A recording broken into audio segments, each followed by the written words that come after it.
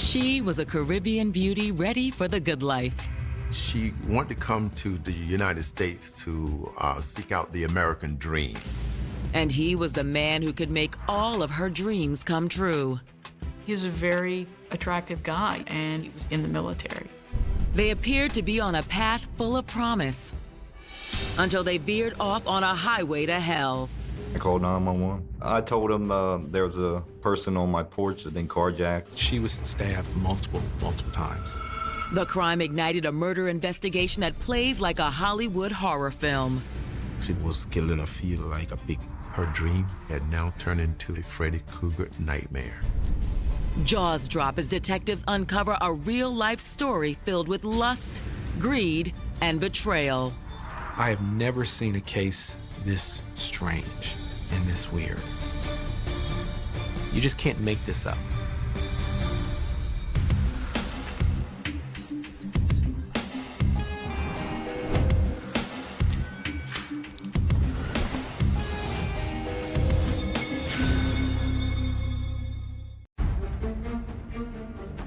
Friday, June 5th, 2009, 5:45 a.m. It's a peaceful morning in the town of Crumpton, Maryland, when local resident John Rolfe and his wife Kim are suddenly awoken by a loud noise. Help! I heard a knock at the front door. I peeked out the window. Please! I need to use your phone. Help, please! I seen this guy standing there. He looked terrible. It looked like he had been beaten pretty bad. I need to use your phone. Please, help. Please. Sit down, man. Sit down.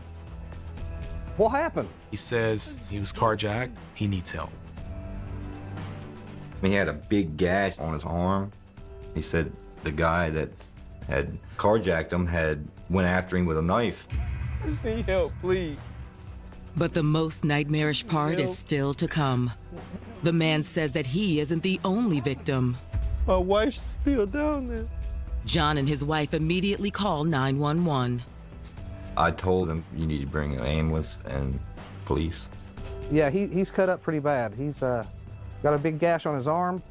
He was just shivering uncontrollably. I never seen nobody like that.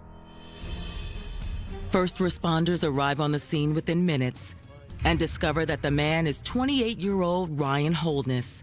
He tells them that he and his wife, Sarika, were carjacked around 11:30 p.m. the night before in New Jersey while en route to Maryland. I told the two paramedics that Ryan Holness's wife was down in the soybean field, and Ryan said that she wasn't moving. I'll go check on that if you want to wait here. You want to come with me? Go look for his wife. They went down there to find her. Minutes later, the two AMTs return from the nearby field. Guy asked him, is she all right? And he said, no. That's when I knew it was bad. But it's much worse than anyone could imagine. Sarika is dead. She's just lying in the field dead, stabbed multiple times. The tragic news sends Ryan's world spinning. When he learned that she was dead, he totally fell apart. He was exceptionally distraught, totally confused. As Ryan is taken to the hospital for treatment, it seems impossible to believe that this young couple's future had been altered so tragically. Born in 1982, Sarika Dunkley, or Susie as her friends called her, was raised by her aunt on the island of Jamaica. I didn't have any child at the time, so I would take the responsibility of sending her to school. After high school, Sarika landed a job as a cashier in a neighborhood pharmacy. Even though she was quiet and shy, Sarika stood out in a crowd. She was a very pretty girl, and she did get a lot of attention. Sarika might have had her choice of men, but one day in 2003, she reconnected with someone from her past who'd always brought a smile to her face. Childhood friend Ryan Holness. They were very, very close in Jamaica. They grew up, they were only 2 years apart. I always see Ryan and Sarika hugging each other. They were good friends growing up. Very good friends. Though Ryan had spent much of his childhood in Jamaica, he immigrated to New York in 2002 and had joined the U.S. Navy. He was a very attractive guy, and he was in the military. Ryan is a handsome guy. He's a dark, handsome guy. After hearing Ryan's stories of his time in America, Sarika was smitten with the idea of living there. Everybody want a piece of America. What you see on TV and stuff like that, you always want a piece of that.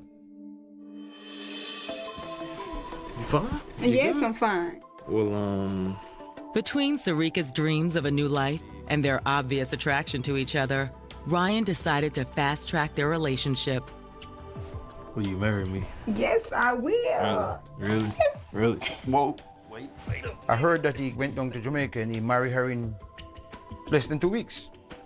Are you happy? Yes, I'm very happy. Can you tell? There had been a ceremony, and it was a little chapel out in the palm trees of Jamaica. But their whirlwind courtship hit a heartbreaking snag when U.S. officials denied Sarika's request to join Ryan in the U.S. She went through a hard time with immigration in Jamaica to come here. Although their separation was bittersweet, the couple made the best of the situation. Their relationship was long distance, but clearly he loved her and cared for her. That's why he married her. They spoke regularly. When he would go back to Jamaica, he would see her. In 2008, after 5 long years and hundreds of heartbreaking miles apart, U.S. immigration officials finally granted Sarika a visa. I felt that she had a genuine love for Ryan and that she couldn't wait to see him.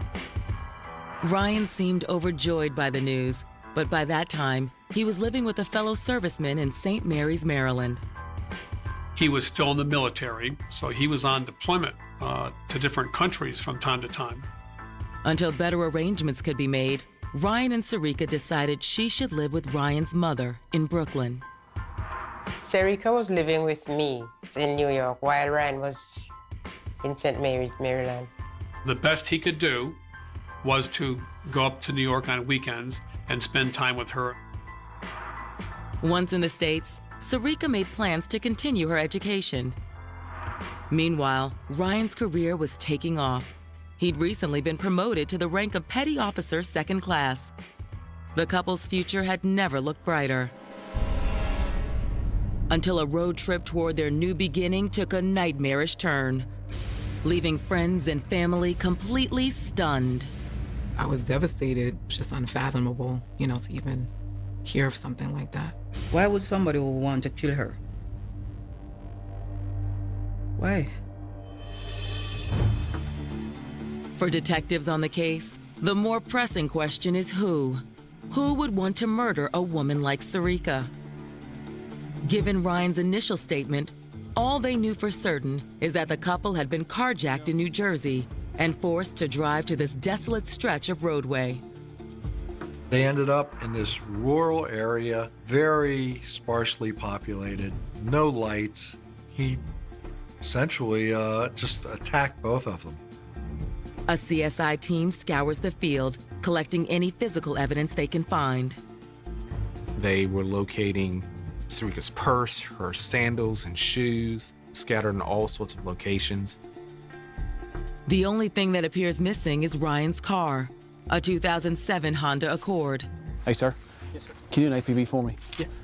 07 Honda Accord, 4-door. After issuing the APB, investigators begin the grim task of examining Sarika's body. Judging from her injuries, it looks like she tried to fight off her assailant until her dying breath. The condition of Sarika's body was quite tragic. Her nails were chipped, and she had defensive wounds on her hand. He's gonna have some wounds on him. Scratches, good cuts. Mm-hmm. Sarika's body had 58 stab wounds. Police knew the couple had been violently carjacked, but a more ominous question remained. Just who had targeted them, and why? Nothing could prepare them for the horrific and heart-stopping tale they were about to hear. I've done 200 or so cases, and I have never seen a case this strange and this weird.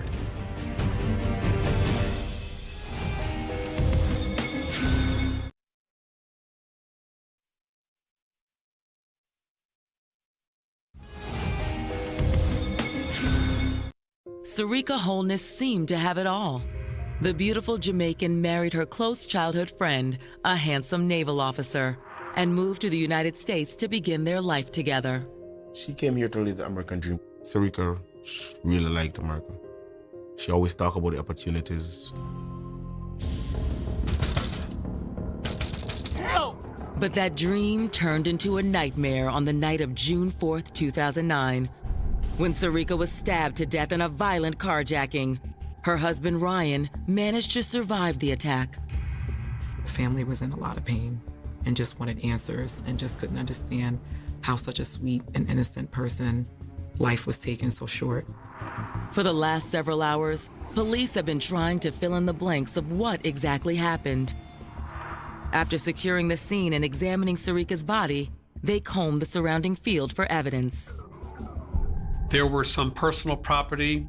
It included Sarika's shoes, her purse, which had been partially emptied. While the evidence suggested the couple had been the victims of a robbery gone awry, the murder weapon was nowhere to be found, and plenty of questions still remained. For starters, why had Sarika's killer lashed out so violently? Sarika was stabbed multiple times. It was brutal. Not that Ryan had fared much better himself. Rushed to the hospital for treatment, police had yet to obtain his formal statement. Mr. Holness had a cracked rib and he had injuries to his face and head. He was also cut with this very large knife, and it looked like a scene from a butcher shop. Still, after the deadly injuries Sarika sustained, it seems like a miracle Ryan is even alive. Ryan was a mess. He was in shock, partly, I guess, because of what had happened. It was a very brutal stab wound. Once he's treated and released from the hospital, Ryan begins by painfully recounting the events of the past 24 hours. We were enjoying a nice day out, nice night out. He said it all began around 9:30 p.m. the night before, when he and Sarika left his mother's apartment in New York, bound for Maryland. 2 hours into the trip, they stopped for gas in Cranberry, New Jersey. After pumping his gas, he realized that, oh, I have to use the restroom. Hey, I'm running to the restroom. I'll be back. Okay, I'll be here. All right. Sarika is waiting for him to take care of his business. And that's when things start to go awry. As he headed back to the car, Ryan saw a look of terror in his wife's eyes. Once in the driver's seat, Ryan realized the source of her fear. He observed a man in his back seat with a ski mask on and a hoodie, with a gun up to Sarika's head. Don't make a sound. Drive south. He used some sort of device to change the way his voice sounded. What he's saying is that it's just a robbery. I'm just gonna take your belongings and take your car and leave you stranded.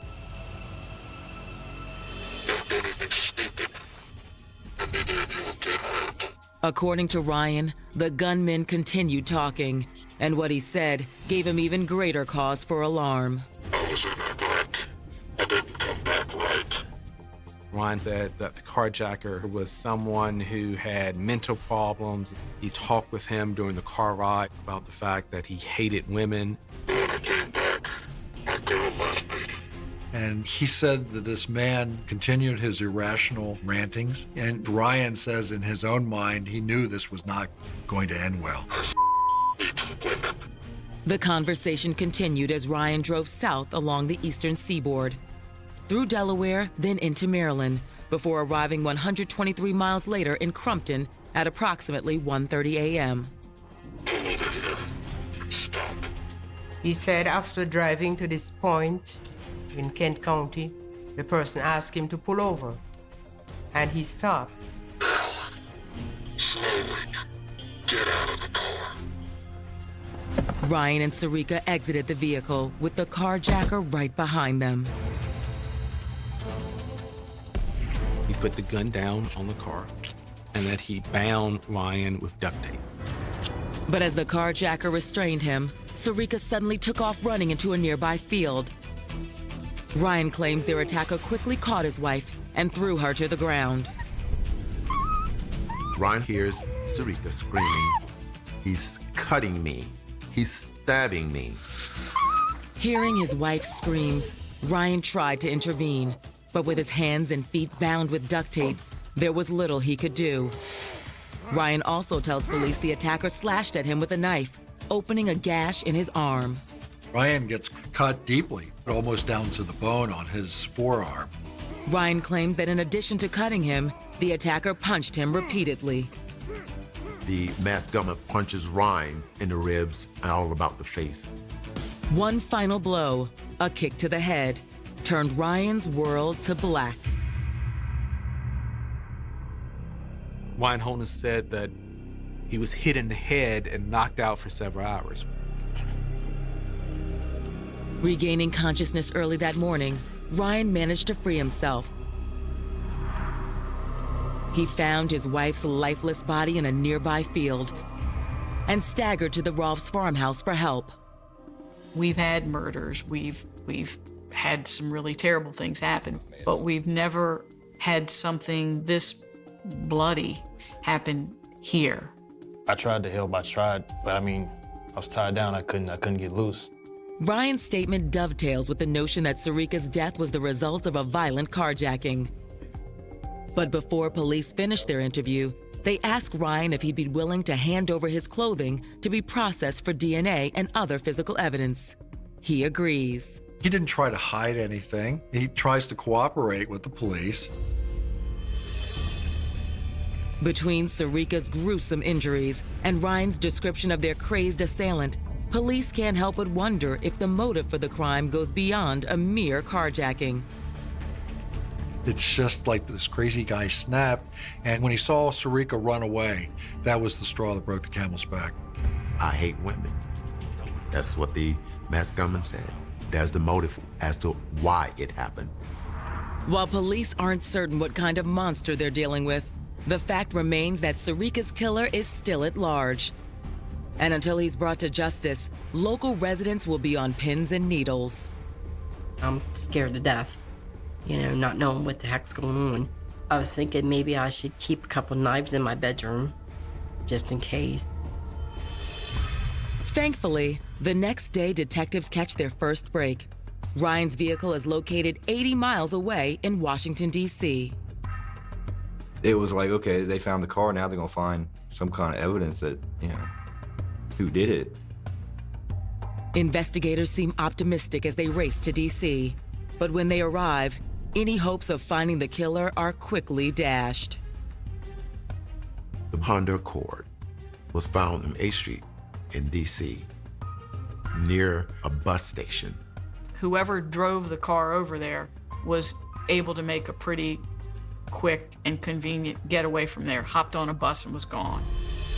Detectives scour the area in hopes of tracking down some surveillance footage of the bus stop, but their search comes up empty. It appears their only suspect has vanished without a trace. And as police continue hunting for Sarika's killer, the story would only grow more mysterious. In fact, police were about to uncover a dirty little secret about Sarika and Ryan. A secret so explosive it might have cost Sarika her life.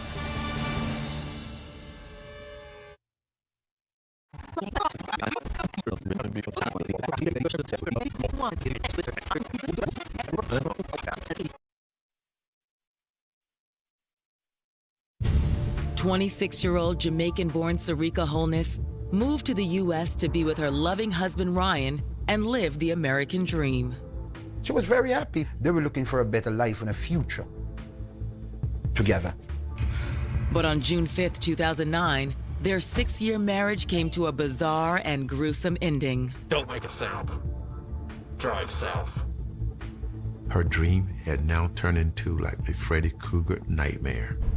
According to Ryan, a carjacker attacked the couple, beating him unconscious, then stabbing Sarika to death.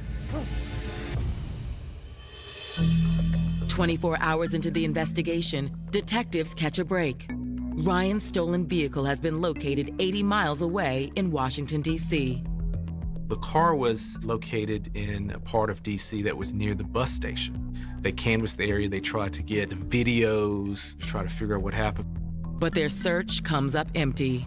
Investigators then hand the vehicle over to their CSI team. They go over the car with a fine-tooth comb. All those things are collected, tagged, and bagged to connect the dots to the perpetrator. While detectives wait for the lab results, they reach out to the gas station in New Jersey where the carjacking allegedly took place. Can you run it from last night, late? Pouring through the footage, they are able to identify Ryan's car. Right there. That's the car. We could see that the car pulled up, but we couldn't see anything else to determine what happened. The surveillance was inconclusive. For detectives, it's a dead end. Are there any more cameras that show the pumps or any more angles that shows the pumps a little bit better? No, these are the only ones covering the pumps. With their investigation at an impasse, police decide to retrace their steps. They start by re-examining the killer's alleged motive. If it's a robbery, money, cash, jewelry, those are the things you're gonna take. But an inventory of personal items recovered at the crime scene suggests nothing appears missing. Mrs. Holness's wallet was there, still zippered up. Inside there was money, her credit card, her cell phone was there. And the couple's most valuable material possession, Ryan's car, had been abandoned at a bus station. Why would a carjacker take a car to a bus station?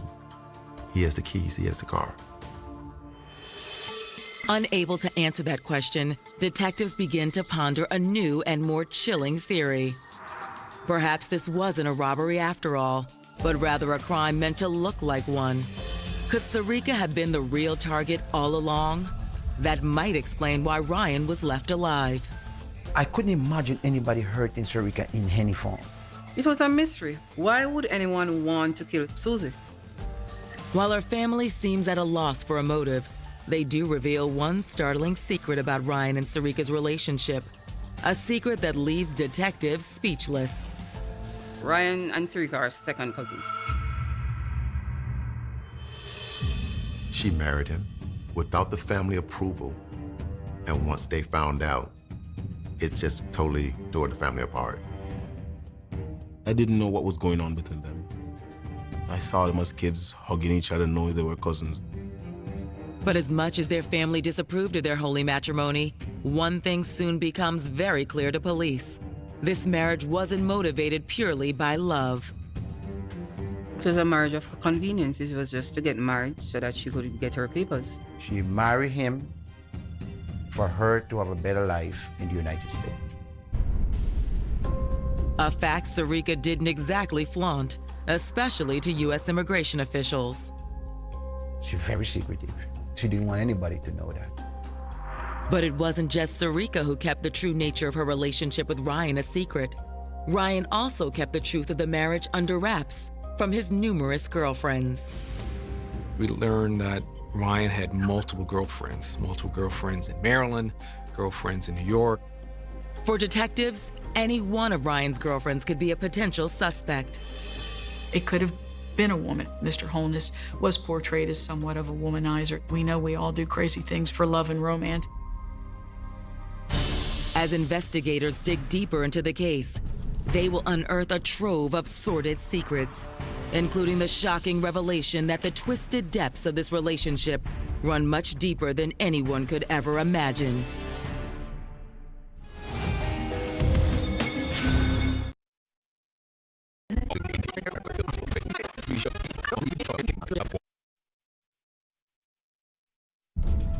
Detectives in Maryland are more puzzled than ever by the stabbing death of 26-year-old Sarika Holness.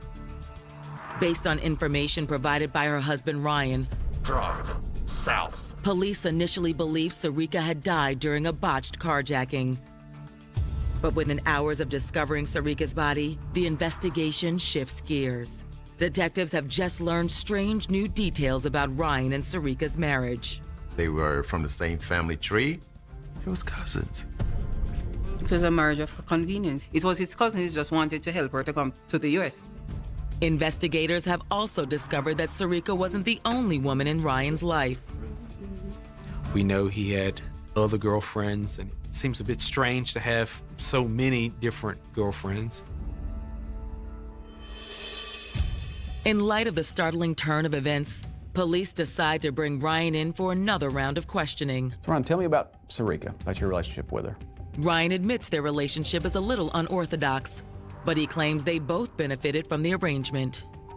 It was just perhaps a different kind of a marriage and relationship than we might expect in the traditional sense of the word.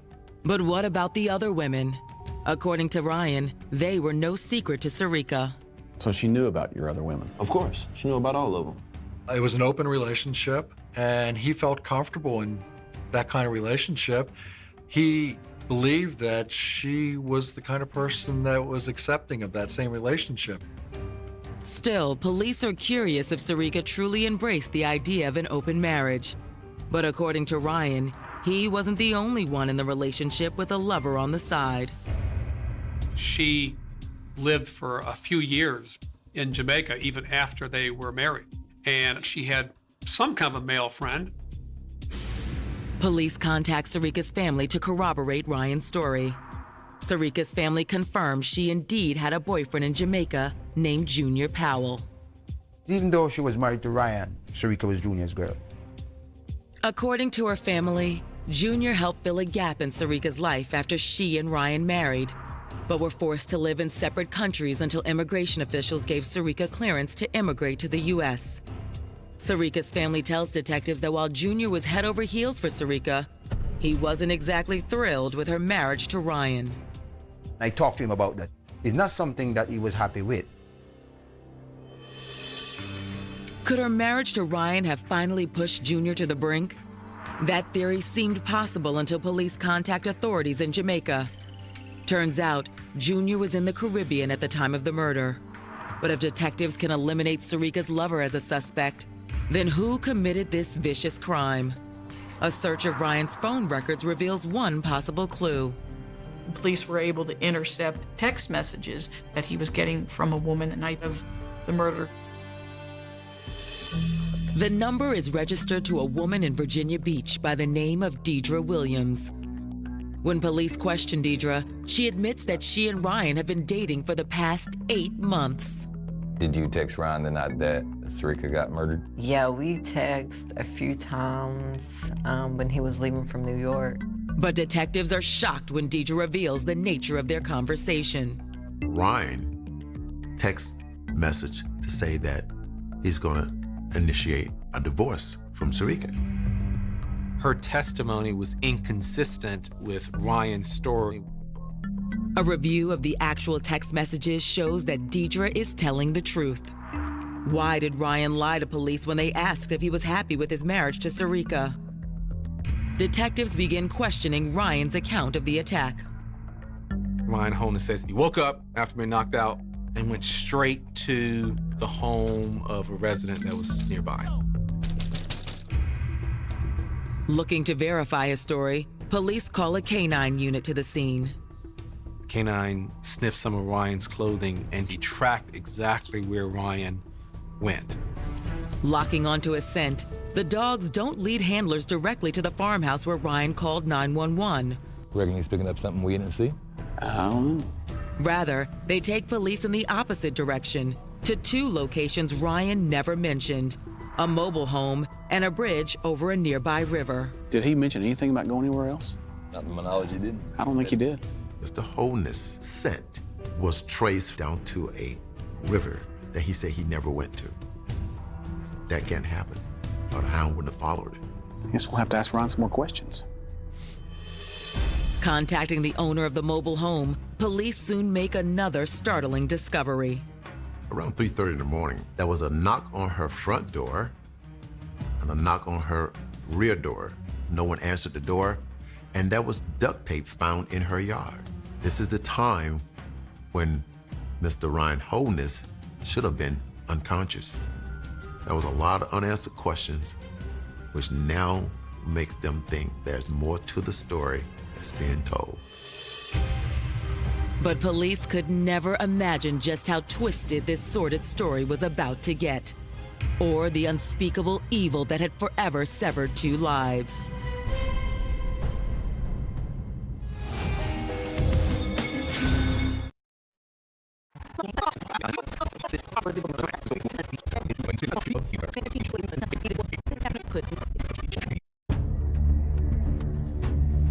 The investigation into Sarika Holness's murder is getting more bizarre by the hour. Sarika was stabbed to death on a deserted road near the farming community of Crumpton, Maryland. But the investigation has revealed that Sarika and her husband Ryan were both having affairs, and that they were cousins. You just can't make this up. Don't make a sound. Initially, police believed Sarika had died during a botched carjacking. But 24 hours into the case, the evidence is starting to point detectives in a new direction. Ryan's story and the evidence, they're not matching up. In fact, a canine search of the crime scene has placed Ryan at a bridge and then a mobile home shortly after the murder. All this happened, he was supposed to be unconscious. It's not connecting. And with the murder weapon nowhere to be found, detectives wonder if Ryan's trip to the bridge had a nefarious motive. This is close to a river where you can discard the knife.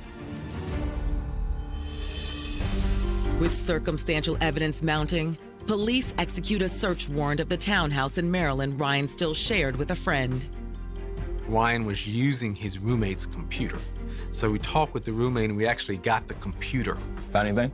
Yes, actually I have. As a cybercrime unit examines the computer, they notice Ryan filed a fraudulent transaction. He was masquerading in the name of Sarika Holness online. And he got a $500,000 life insurance policy. It would double to $1 million depending on how the death happened. And he put himself as the beneficiary of this life insurance policy. That's a motive. But a forensic analysis of the computer's hard drive also reveals something else. Looks like he's been searching a lot of metro bus stations in DC. Ryan Holness had actually Googled the location that this car ended up being. And he had Googled this several weeks before. Good work, appreciate it. Save that for us. For detectives, this evidence suggests one thing and one thing only.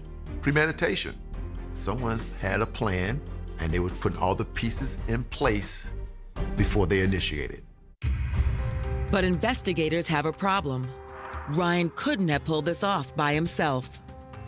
We know he had an accomplice, taking the car away to Washington, D.C. Even without a positive ID on this alleged mystery accomplice, police decide to push forward with charges. All right, stand up. For what? You're under arrest. For what? For murder. I didn't do anything. The news leaves more than a few people stunned. Man, this is stupid. To tell you the truth, my reaction was that he was innocent. I would have bet my life that he was innocent. I believe in Ryan's innocence because I know he didn't do it. Ryan is not the type of person. On March 14, 2011, Ryan Holness is led into a Baltimore courtroom to stand trial for the death of his wife, Sarika. What I was concerned about was the family members and making sure that justice was done for them. Prosecutors opened by laying out the government's case, contending that on the night of June 4, 2009, Ryan Holness drove Sarika to a field in Crumpton, Maryland, where he stabbed her 58 times. After the murder, Ryan scattered his and Sarika's belongings and then inflicted a knife wound to create the illusion of a violent carjacking. While Ryan's mystery accomplice drove his car to D.C., Ryan disposed of the murder weapon. We believe very strongly that Ryan Holness went to the bridge and threw that knife in the river. According to prosecutors, Ryan then went to the mobile home. But when nobody answered, he headed to the Rolfe residence where they called 911. It sounds strange. It sounds unbelievable. But this is how he killed his wife. Prosecutors explained to jurors the motive behind this unthinkable crime. Sarika was worth more to Ryan dead than alive. It really just boiled down to greed. It was greed to get the $1 million in insurance money. After laying out the motive, prosecutors hammer away at the discrepancy between Ryan's version of events and the evidence revealed during the subsequent canine search. The canine dog followed Ryan Holness's scent to the bridge. It was very clear that his story was just not adding up. Ryan's attorneys agree that their client's story isn't entirely consistent, but they assert it has nothing to do with dishonesty or murder. If I'd been carjacked, I'm stabbed, and I'm knocked unconscious, I'd have been very confused on the exact sequence of events and where I'd actually traveled. The defense claims that's why Ryan never told police about his trip to the bridge or to the mobile home. On the heels of a violent attack that left him dazed and confused, Ryan simply forgot.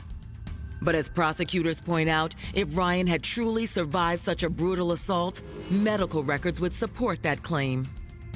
Ryan Holness said that he was knocked out for several hours. Well, the doctor said there was no physical evidence that he sustained any injury to be knocked out for that amount of time.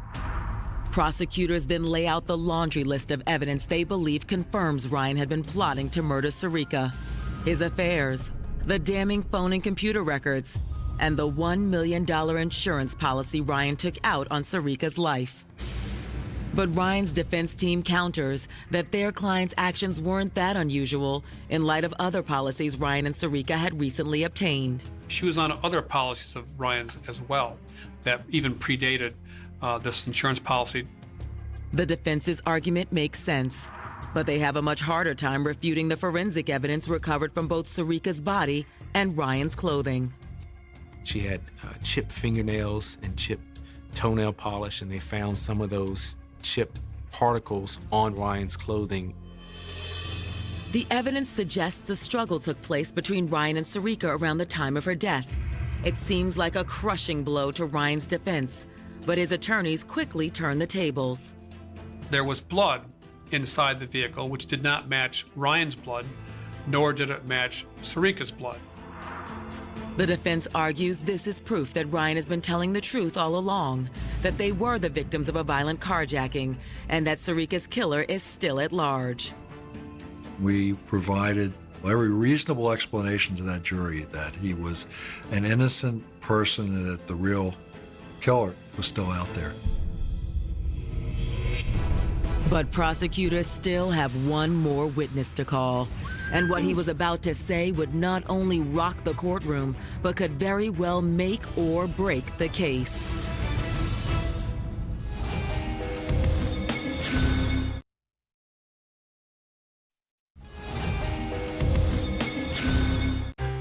Charged with the death of his wife and second cousin, Sarika, the trial of 30-year-old Ryan Holness is rapidly drawing to a close.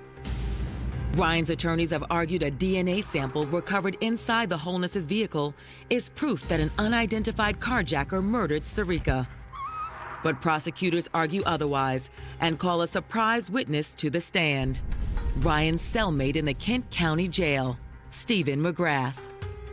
His cellmate was able to get information from Ryan Holness that was supportive of the investigation. According to McGrath, Ryan asked for his help drafting a letter in the voice of the carjacker, a letter designed as a ruse to divert suspicion away from himself. He was writing it to the Washington Post. Dear Washington Post, I am the real killer. I killed Sarika Holness. He wanted to give the confession letter to his cellmate, who was getting out of jail soon, and his cellmate was supposed to rewrite the confession letter, and then they were going to send the confession letter to the Washington Post. McGrath testifies that Ryan needed his help to ensure the letter could never be traced directly back to him. But instead of sending the letter to the newspaper, McGrath turned it over to the police. The details were telling. The information that was in the letter could only have been provided by the perpetrator. A copy of the letter is shown to jurors, and its authenticity verified. They brought in a handwriting expert, and it was confirmed that it was Ryan Holness' handwriting. With the confession letter in mind, the jury breaks for deliberation. Sarika's family anxiously awaits their decision. I say to myself, Ryan, if you are the one who really killed Susie, whatever you get, deserve it. On March 28, 2011, the jury returns with a verdict: guilty. We're all broken. Sometimes I think of it as if I'm watching a soap opera or a movie. That's how I look at it. I don't think it's for real. But Sarika's family is relieved. They had been living with this nightmare for months and months. So to have the jury come back and determine that he's guilty on all counts was important to them. 2 months later, the judge issues Ryan's punishment, life in prison. The sentence was the final chapter in this tragic love story tainted by scandal and greed. Sarika was so enchanted with the idea of being married and living a better life in America that she couldn't see the evil lurking in the heart of the man who promised to make those dreams come true. He's a killer.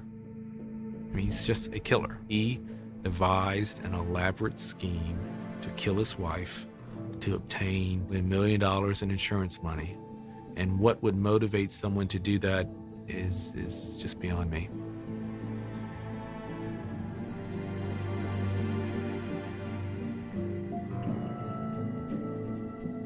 Humans are peculiar creatures.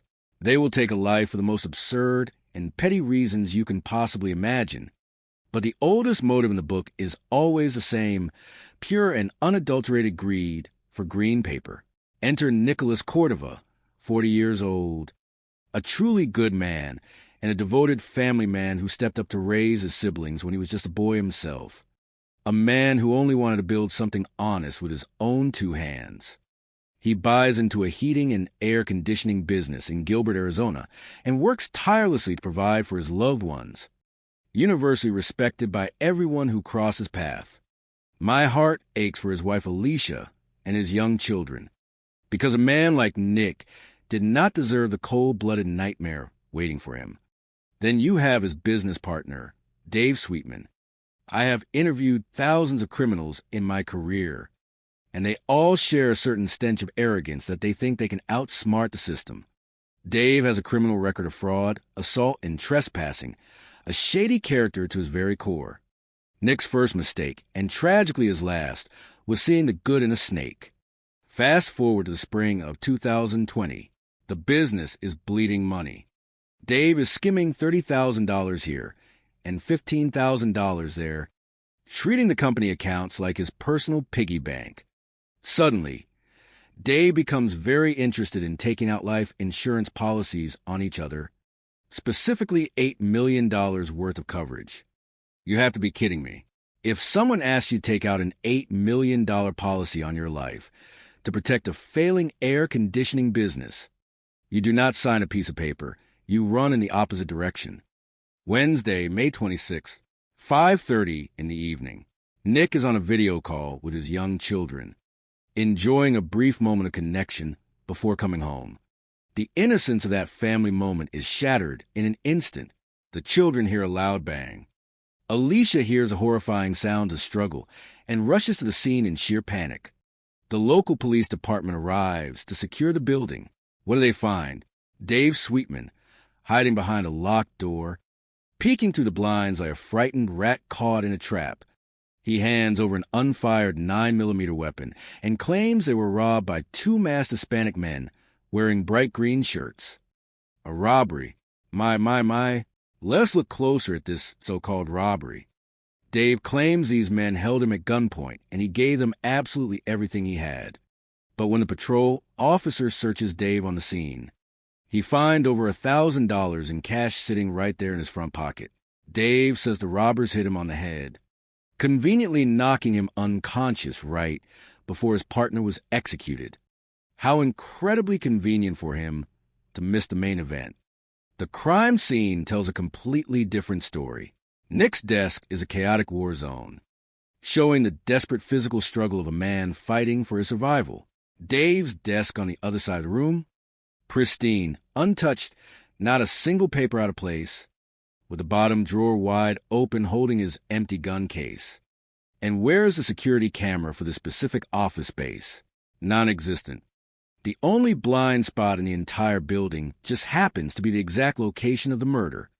I tell you, there is no such thing as a coincidence in a homicide investigation. There is only evidence of preparation. When investigators look at the surveillance footage from the outside of the building, you see the ugly truth dripping out. Minutes before the killers arrive in an old two-tone red and silver Ford truck, Dave walks to the front blinds and peers out into the parking lot. He is not looking for a lost receipt or admiring the weather. He is waiting for his hired help to arrive. The killers walk in wearing masks and heavy gloves, carrying a hollowed-out box to conceal their weapon. This was not a robbery gone wrong.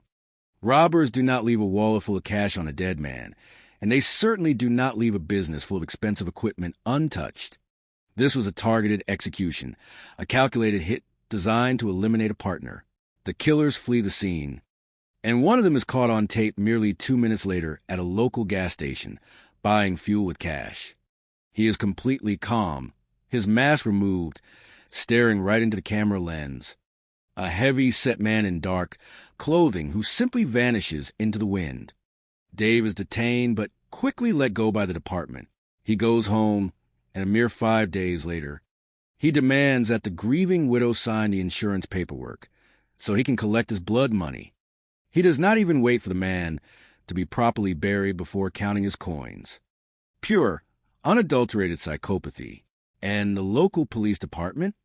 They shuffle their detectives around, hide behind heavily censored documents, refuse to share the autopsy report, and force a terrified widow to do their legwork. Alicia watches the security tapes herself, pointing out the glaring inconsistencies while the man who likely orchestrated her husband's demise walks free, eventually starting a brand new company with the very same client list Nick died for.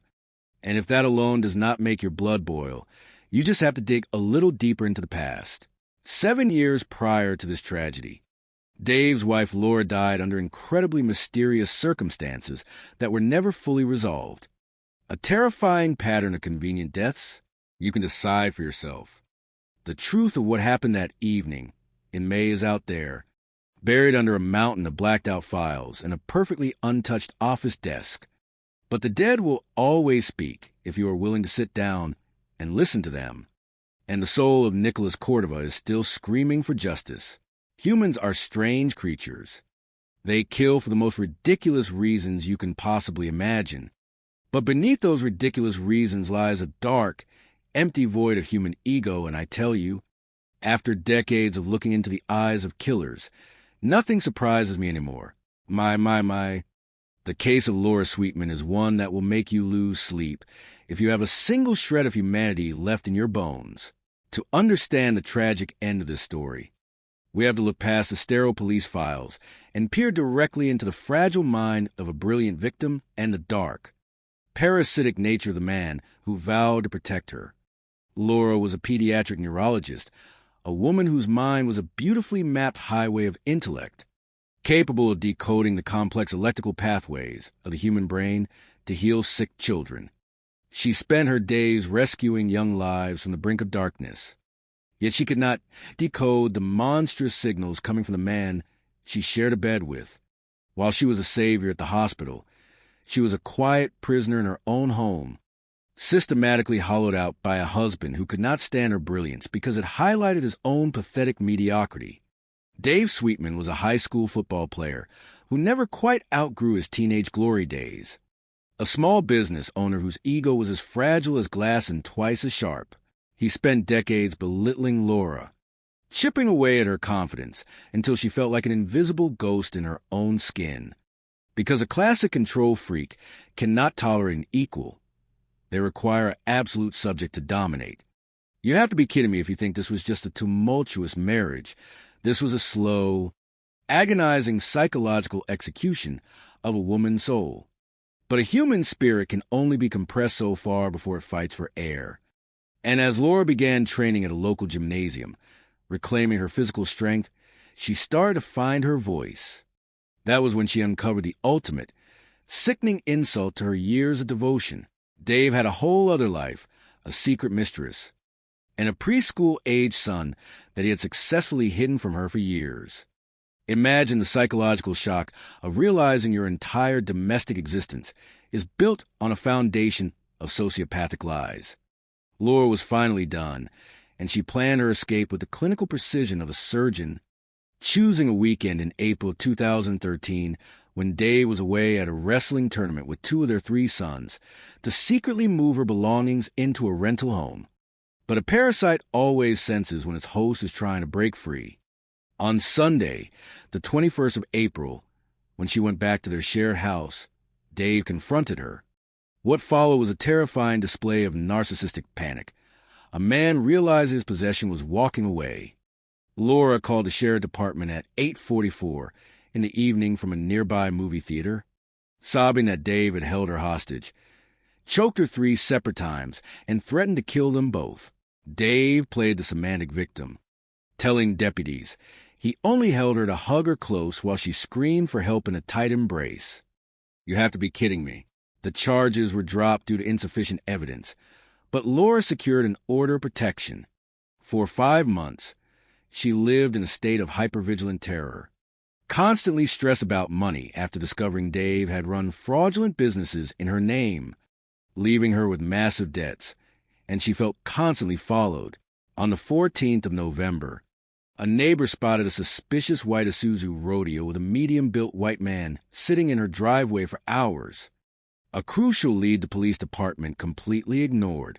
Desperate, isolated, and anxious, Laura even asked a friend to illegally fill a prescription for her, showing just how deeply her mental state had deteriorated under the constant, suffocating shadow of Dave's unseen presence. Then came the cold morning of Monday, the 9th of December, 2013. Laura did not show up for work, which for a dedicated doctor is completely unheard of. Her nanny used a key to enter the locked house. Finding the plastic dog gate collapsed on the floor and Laura lying lifeless, naked, and foaming at the mouth in her bathtub, the firefighters found her in full rigor mortis, estimating her death occurred between 9 in the evening on the 8th and 3 in the morning on the 9th of December. The autopsy by Dr. Mark Shelley revealed surface bruises, head contusions, and an unusually low sodium level in her eye fluid, which points heavily toward a freshwater drowning, though the official ruling was left as undetermined. And the toxicology screen came back completely clean. The police quickly swept her case under the rug, ignoring the last person to see her alive, a personal trainer named Will who admitted to being at her house that night and who conveniently deleted all his text messages because he had a girlfriend. They never looked at the other 4 men she was communicating with. They never checked alibis, and they never questioned Dave's movement despite his history of violence and his obvious financial motive to stop the divorce. And why did the system fail her so completely? Because the very people trusted with her justice were rotten to the core. Dr. Mark Shelley, the medical examiner, had previously been reprimanded for taking a dead soldier's brain home to show his young children. Norman Wade, the laboratory director who signed off on her toxicological tests, was a convicted felon who had stolen a firearm from an evidence room and sold it to a pawn shop. I tell you, when the machinery of justice is run by thieves and ghouls, the innocent do not stand a chance. Dave Sweetman walked away completely free, and 7 years later, his business partner Nick Cordova was shot execution style in their office, leaving Dave to chase an $8 million life insurance policy. Laura Sweetman deserved a champion, a detective who would look past the easy answers and chase the truth, but instead, she was left in the cold by a department that simply did not care, and her brilliant mind, which saved so many children, was silenced by a monster who knew exactly how to play the system. Human beings are strange creatures. They kill for the most ridiculous reasons you can possibly imagine, and sometimes they do it simply because they believe they possess the ultimate power to erase another soul from the face of the earth. I have stared into the eyes of killers for decades, and if there is one thing I have learned, it is that a monster does not always wear a hideous mask. Sometimes he wears a clean white t-shirt, carries a fishing rod, or cooks your food at a local diner. The summer of 1969 was supposed to be a time of hope, of youthful rebellion, of change. But in Racine County, Wisconsin, it became the backdrop for a nightmare that would linger in the shadows for nearly 2 decades. It all began on a gray, overcast Wednesday afternoon, the 9th of July, 1969. The temperature was hovering in the low 70s, with a soft drizzle falling over the Root River. It was a kind of quiet day where you might want to find a secluded spot and just cast a line. A family chose to do exactly that, setting up their gear near an old steel trestle bridge on 8 Mile Road. The bridge had been condemned and shut down to traffic just a few weeks prior, left to rot in the damp summer air, but people still gathered there. While the parents were busy, their 10-year-old son did what any young boy would do. He wandered down the riverbank, exploring the edge of the water. That was when he spotted something unusual. It was a strange, lumpy pile half submerged in the mud, wrapped in torn brown paper bags and old newspapers. It did not look natural. Curiosity is a powerful thing in a child, so he took a few steps closer. Then he stopped, cold. What he saw was a human foot. The boy ran back to his parents as fast as his legs could carry him, screaming of the horror he had stumbled upon. When my fellow law enforcement officers arrived to process that riverbank, they found a scene that would turn the stomach of even the most hardened investigator. Scattered in several piles along the muddy bank were the dismembered remains of a young girl. But the horror was incomplete. Her torso and her left leg were missing. Even after sending divers into the murky depths of the Root River, those vital pieces were nowhere to be found. It was immediately clear to the detectives that she had not floated downstream to this spot. She had been brought here, wrapped like a package of butcher's meat. She had been discarded by someone who treated human life as nothing more than garbage to be distributed across the county. The newspaper used to wrap her limbs was a copy of the Milwaukee Sentinel, dated the 24th of June. Pressed into the damp folds of the paper were discarded cigarette butts. Underneath the remains lay several burned paper matchsticks. Yet neither the paper nor the flesh showed any signs of scorching. 8 feet away, caked in mud, lay a vintage military-style jacket with all of its patches carefully ripped away. It was not a modern issue, but rather the kind of surplus gear a young person might pick up at a local thrift store to look fashionable. The pathologist confirmed what the detectives already suspected. This was not a random act of passion. The dismemberment had occurred after she was already dead. The cuts at each joint were clean, deliberate, and precise. It was the work of someone who possessed a chilling level of patience, anatomical knowledge, and time. He had a scalpel-like instrument, and he knew exactly how to dismantle a human being. The cause of death was determined to be a severed artery in her neck, evidenced by 2 small puncture wounds beneath the right side of her chin and a deep, clean slice across the back of her throat, based on the rate of decomposition. She had been dead for approximately 24 to 48 hours before the boy found her. I tell you, there's a special kind of darkness in a mind that can systematically disassemble a teenager and then drive around the countryside, deciding which piece goes where. While investigators were trying to identify their Jane Doe, a worried father named Charles Casper was sitting in his home in Milwaukee, just waiting for the clock to tick.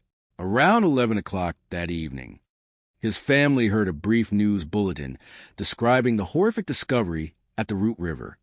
Charles called the sheriff's department immediately. He told them his 18-year-old daughter, Stephanie, had been missing since Sunday. He described a small, distinct mole on the right side of her face. It was a match. By the early morning hours of July 10th, Charles Casper stood in a cold room and identified the remains of his beloved daughter. Her 18th birthday would have been the very next day. Let's talk about Stephanie Casper for a moment, because she deserves our respect. She was a kind, gentle soul. Neighbors remember her as the sweet older girl who watched over the neighborhood children, making sure everyone felt safe and included. She had just graduated from high school and was eager to taste independence. She had taken a part-time waitressing job at a bustling downtown Milwaukee establishment called Mark's Big Boy. But Stephanie had a secret.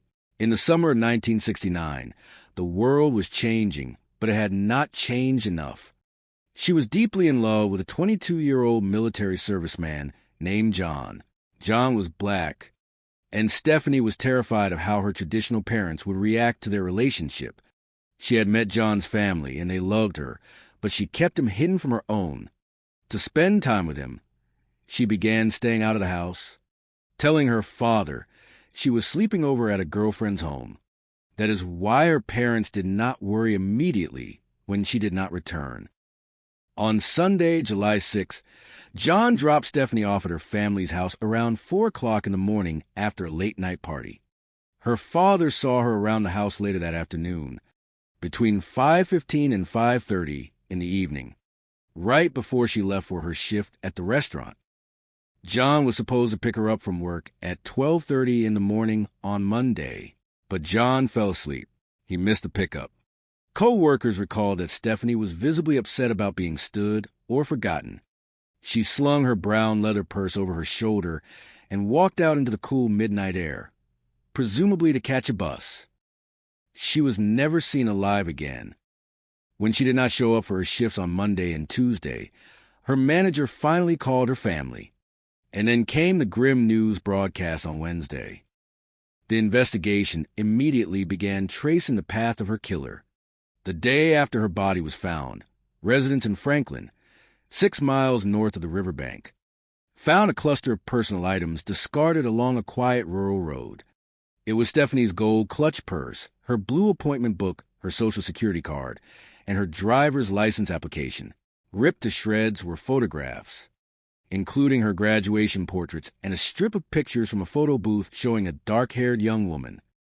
The killer was driving a trail between Milwaukee, where she worked, and Racine County, where he dumped her, scattering her life along the roadside like confetti. A local attorney provided a vital window of time. On Monday afternoon, he and his team had been conducting a land survey right next to the condemned bridge. He swore under oath that if those remains had been there on Monday, they would have seen them. This meant the killer had kept Stephanie's body somewhere for at least 24 hours before transporting and dismembering her, likely dumping her between Tuesday evening and Wednesday morning. Then came a promising lead. A witness reported seeing a white male in his late 40s, standing near another small bridge over the Root River on Wednesday morning, just hours before the body was discovered. He was about 5 feet 11 inches tall, weighing roughly 175 pounds, with reddish hair. He was wearing a white T-shirt and had a noticeable bandage wrapped around one of his hands. He was driving an early 60s white Chevrolet.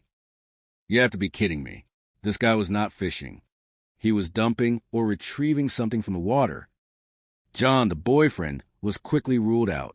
He did not match the description, and his green Camaro was in the repair shop. He cooperated fully, letting police search his home and his sister's blue Mustang. There was absolutely nothing connecting him to the crime. But local gossip is a poison, and it spreads fast. A rumor began to circulate that Charles Casper had discovered his daughter's secret relationship and killed her in a fit of rage.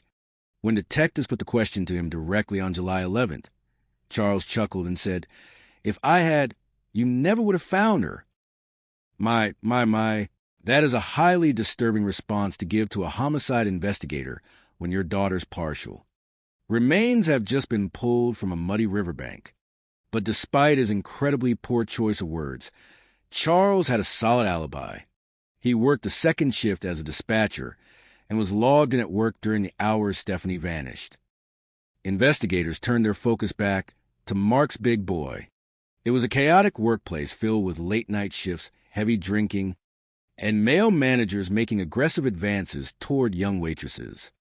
One manager immediately raised red flags by asking if any of Stephanie's clothing had been recovered, and eagerly volunteered that a psychic on the radio had predicted the killer's initials, which conveniently matched his own.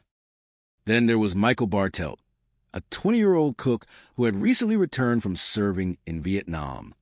Michael gave a statement, but he claimed Stephanie had left through the back door of the restaurant, contrary to what everyone else saw. Before the interview was even finished, Michael casually mentioned that he'd quit his job and was boarding a plane for Hawaii in a couple of days. He did not own a car and had no significant criminal record, so the police, lacking hard evidence, let him walk. Decades passed in agonizing silence. Stephanie's family had to live with the devastating reality that her killer was still breathing the same air, perhaps walking the very same streets. Then, in 1988, 19 full years after the murder, a woman named Pam called the police. She was Michael Bartelt's sister. Pam blew the case wide open. She revealed that Michael's story about Hawaii was an absolute lie manufactured by their mother to protect him. Michael had never gone to Hawaii. Instead, he vanished into hiding with friends for a year. Furthermore, their uncle owned property located directly between the two dump sites, less than a mile and a half from the riverbank, where Stephanie's foot was found. Michael knew those rural back roads intimately because he had spent his entire youth hunting and fishing in those very woods. But the most chilling detail Pam shared was about Michael's psychological makeup. She alleged that Michael had subjected her and other family members to horrific sexual abuse. He had a juvenile record for indecent liberties with a child, a detail the original investigators had brushed aside. When you look at the psychology of a dismemberment killer, you're looking at someone who craves absolute control. Dismemberment is not just about disposing of a body. It is a profound act of degradation. It is a way for the killer to assert ultimate ownership over the victim, reducing a living, breathing human being with dreams and a future into mere physical components to be hidden away. Michael Bartelt possessed the anatomical knowledge of a hunter, the tactical familiarity of the local terrain, the cold detachment of a predator, and a history of boundary-crossing deviancy. Stephanie Casper wanted nothing more than to step into the world, to love who she wanted to love, and to build a life of her own. Instead, she crossed paths with a monster who saw her youth and her vulnerability as a canvas for his dark. Detectives gently but firmly brought Willie in for questioning regarding a violation of his parole. The detectives used their exceptional communication skills, explaining the fascinating science of genetics to the young man. When Willie understood that science had placed him at the apartment, the weight of his secret became too heavy to bear. With a rush of emotion, he confessed. Willie explained that he had not acted alone. He had been directed by his uncle, 52-year-old Bobby Guillory. Willie, being young and feeling trapped by his circumstances, had followed his uncle on that fateful drive to Arlington. Willie detailed how they had staged the apartment to look like a gang-related incident, leaving the bandana and the bottles exactly as the detectives had smartly deduced. Chapter 6, Unmasking the Mastermind. The story took an astonishing turn when Willie revealed the true architect behind the tragic events. It was not a random act, nor was it a simple robbery. It was a plot orchestrated by Daphne Wright, the very spiritual advisor who had promised to save the family. Detectives learned that Daphne was functioning as a spiritual loan shark. When Chow and Hong could not pay the astronomical fees for her mystical services, Daphne's greed consumed her. Willie explained that Daphne had told his uncle Bobby that she wanted the couple gone so she could collect on the massive life insurance policies the family held. She had even provided the key to the apartment. The detectives traveled to the city of Katy to speak with Bobby Guillory. At first, the older man was hesitant, but the undeniable power of truth soon encouraged him to open up. Bobby, who had no prior criminal record, explained that he had been desperate and struggling to survive when Daphne approached him with the promise of $10,000. Bobby expressed deep remorse, shedding tears as he recounted the events, proving that even those who make terrible mistakes carry the heavy burden of a conscience. Bobby confirmed Daphne's role as the puppet master, but he also dropped a revelation that completely blindsided the seasoned investigators. When asked how Daphne had obtained the key to the apartment, Bobby stated that she had received it from none other than the son-in-law, Chow Tran. Chapter 7, The Power of Truth and Testimony. The investigation had now blossomed into a complex narrative of betrayal, greed, and the pursuit of money. The detectives approached Daphne Wright, a woman who projected an image of absolute control. When confronted with the evidence and the testimonies of the Guillory men, she remained obstinate, refusing to cooperate. A thorough search of her majestic Houston home revealed a hidden ledger, documenting the exorbitant fees she charged her clients for her supposed magical interventions. The ledger was a stunning testament to her manipulation of vulnerable people seeking hope. To secure a flawless victory for justice, the prosecutors made a strategic legal decision. They needed to fully expose Daphne's orchestrations. They approached Chow Tran, offering him a shield of immunity in exchange for his complete and honest testimony about the inner workings of the scheme. During the trial in the year 2019, the courtroom became a stage for education and revelation. Chow testified about the immense psychological control Daphne had exerted over the family. He spoke of the fear of her supposed curses and the overwhelming debt that had clouded their judgment. The defense attorneys masterfully debated the facts, pointing out the lack of traditional financial documentation and suggesting that Chow himself was the ultimate beneficiary of the insurance funds.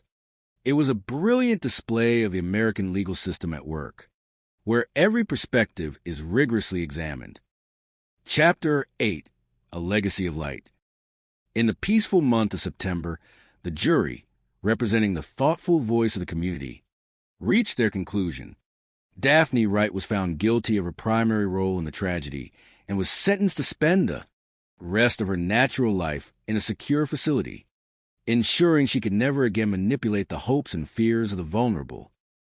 While the legal outcome left some detectives feeling that the scales of justice were not perfectly balanced regarding Chow Tran's involvement, the overarching triumph was undeniable. The truth, which had hidden in the dark for so long, had finally been brought into the brilliant light of day. The story of the Arlington Police Department's unwavering dedication serves as an inspiring reminder that no matter how complex the puzzle, patience and scientific brilliance will eventually reveal the picture.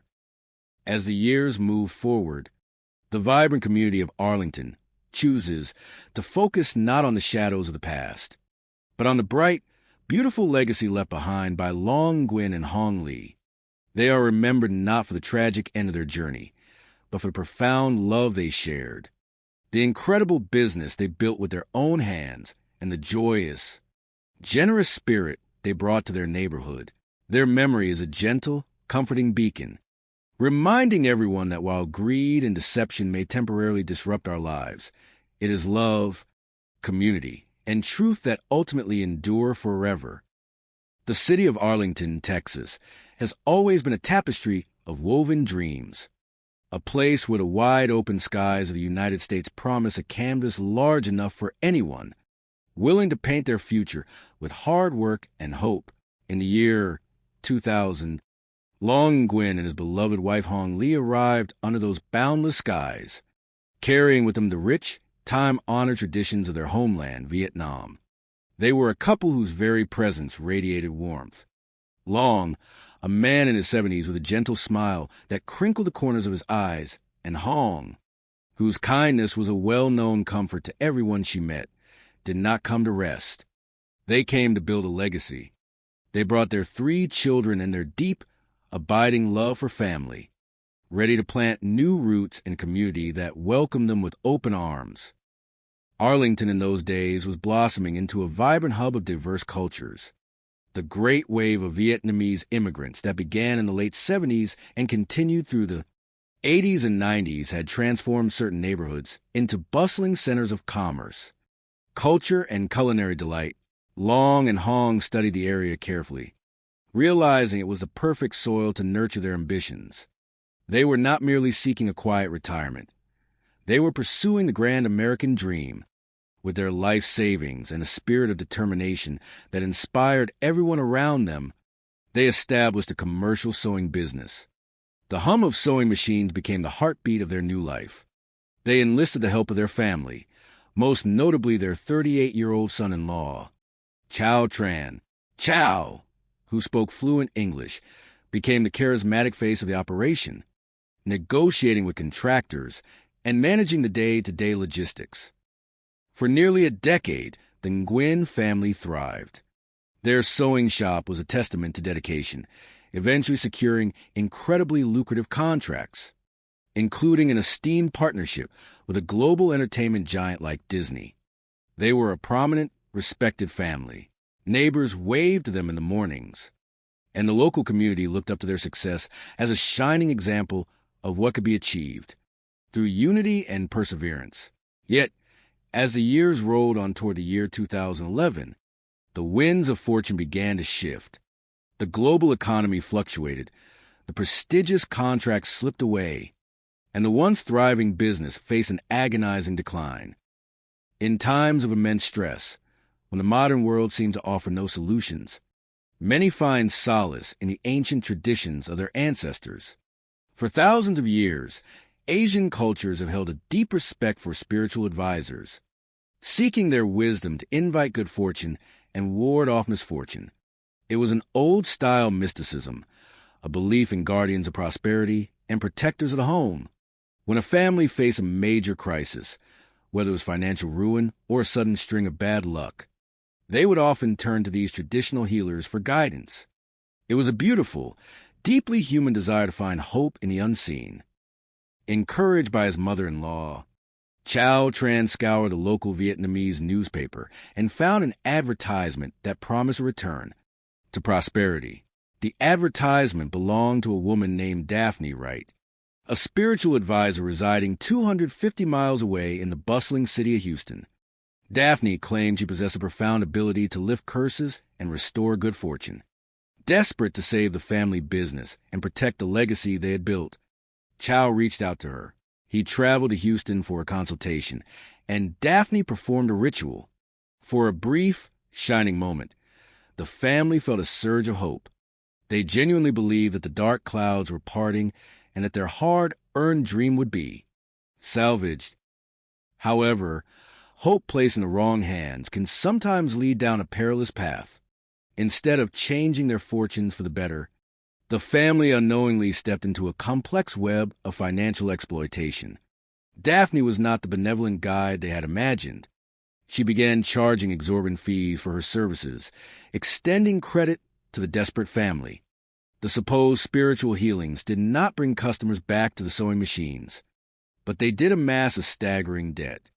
The family found themselves owing Daphne a sum somewhere between $250,000 and $280,000.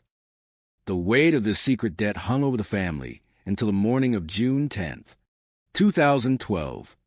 At exactly 7:29 in the morning, emergency dispatchers in Arlington received a frantic, heartbreaking phone call. It was Chao Tran. His voice trembled with anxiety that transcended language barriers. He asked for a welfare check on his elderly in-laws. The dispatcher, a calm and steady professional, asked for the names. Chao spelled out his father-in-law's name, letter by letter, explaining that Long was in his 70s. Chao explained that his teenage son had gone and knocked on his grandparents' door, but there had been no answer. The family had gathered outside the apartment, noticing an open window, an unusual sight that sent a chill down their spines. Something felt deeply wrong, but they were too terrified to cross the threshold. When Officer Weller received the dispatch, he responded with the swift dedication that characterized his 14 years of service. Welfare checks were a routine part of police work, but rarely did they occur this early in the morning, and rarely did they involve an entire family standing outside an apartment, paralyzed by worry. Upon arriving, Officer Weller stepped into the residence, his experienced eyes immediately scanning the environment. The apartment was in disarray, bearing the telltale signs of a frantic search or a burglary. Furniture was overturned. Compact discs were scattered across the floor. An unnatural silence permeated the air. He called out, his voice echoing off the walls, but received no answer. He methodically checked the living room, the kitchen, and the bathroom. Everything was empty. The only room remaining was the primary bedroom.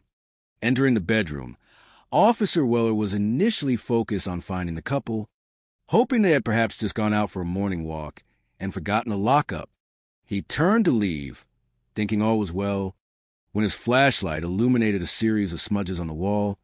Near a small closet, a heavy sense of dread settled in his chest.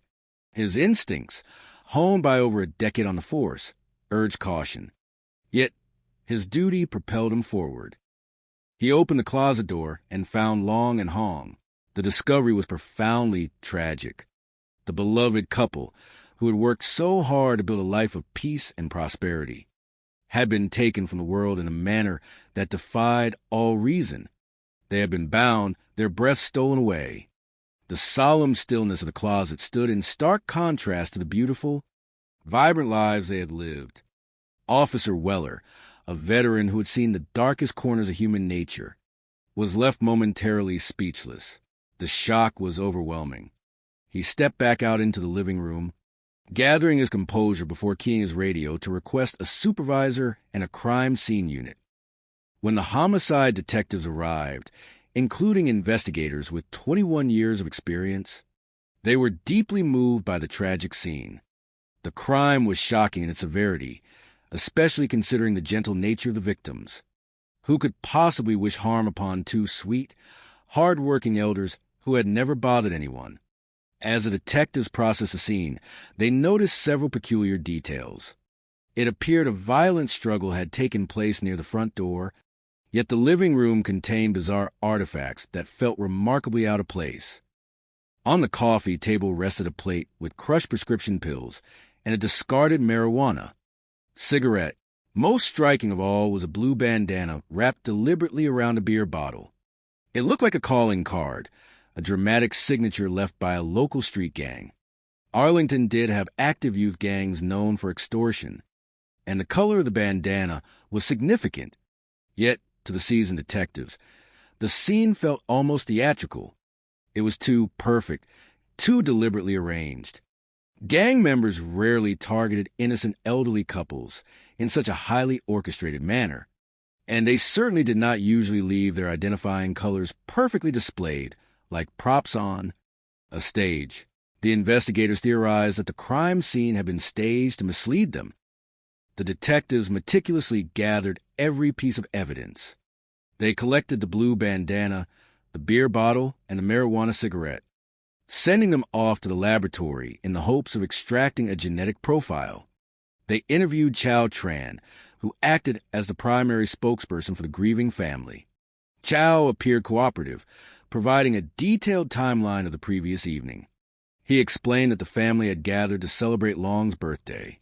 They had eaten traditional food, laughed, and played cards until just past 10 o'clock at night.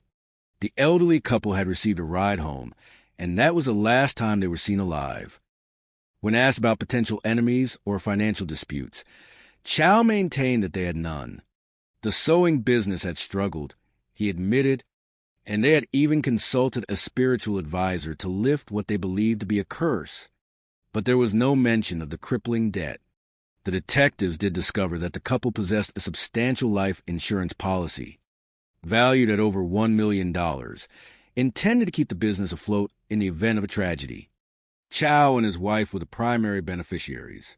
While this raised an investigative eyebrow, Chow's alibi for the night of the incident was rock solid, corroborated by multiple family members. The laboratory results returned, providing a glimmer of hope. A genetic profile was successfully extracted from a marijuana cigarette left at the scene.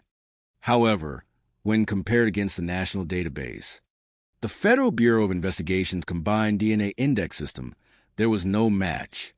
The suspect was a ghost. It could have been an adult with no prior criminal record, or perhaps a minor whose genetic information had never been entered into the system. Despite swabbing dozens of individuals, conducting extensive neighborhood canvasses, and following every conceivable lead, the trail went cold. For over 3 years, the memories of Long and Hong lived on in the hearts of their community, while the detectives silently carried the weight of the unsolved mystery, refusing to surrender hope. Sometimes, justice arrives in the most unexpected and gently humorous of ways. In October 2015, a rather bizarre incident occurred in Houston. A young man named Willie Guillory, who had recently turned 18, decided to steal a horse. It was an absurd, seemingly random act of youthful foolishness, but in the state of Texas, horse theft remains a serious felony. Because Willie was now legally an adult and had committed a felony, standard procedure dictated that his genetic profile be collected and entered into the national database.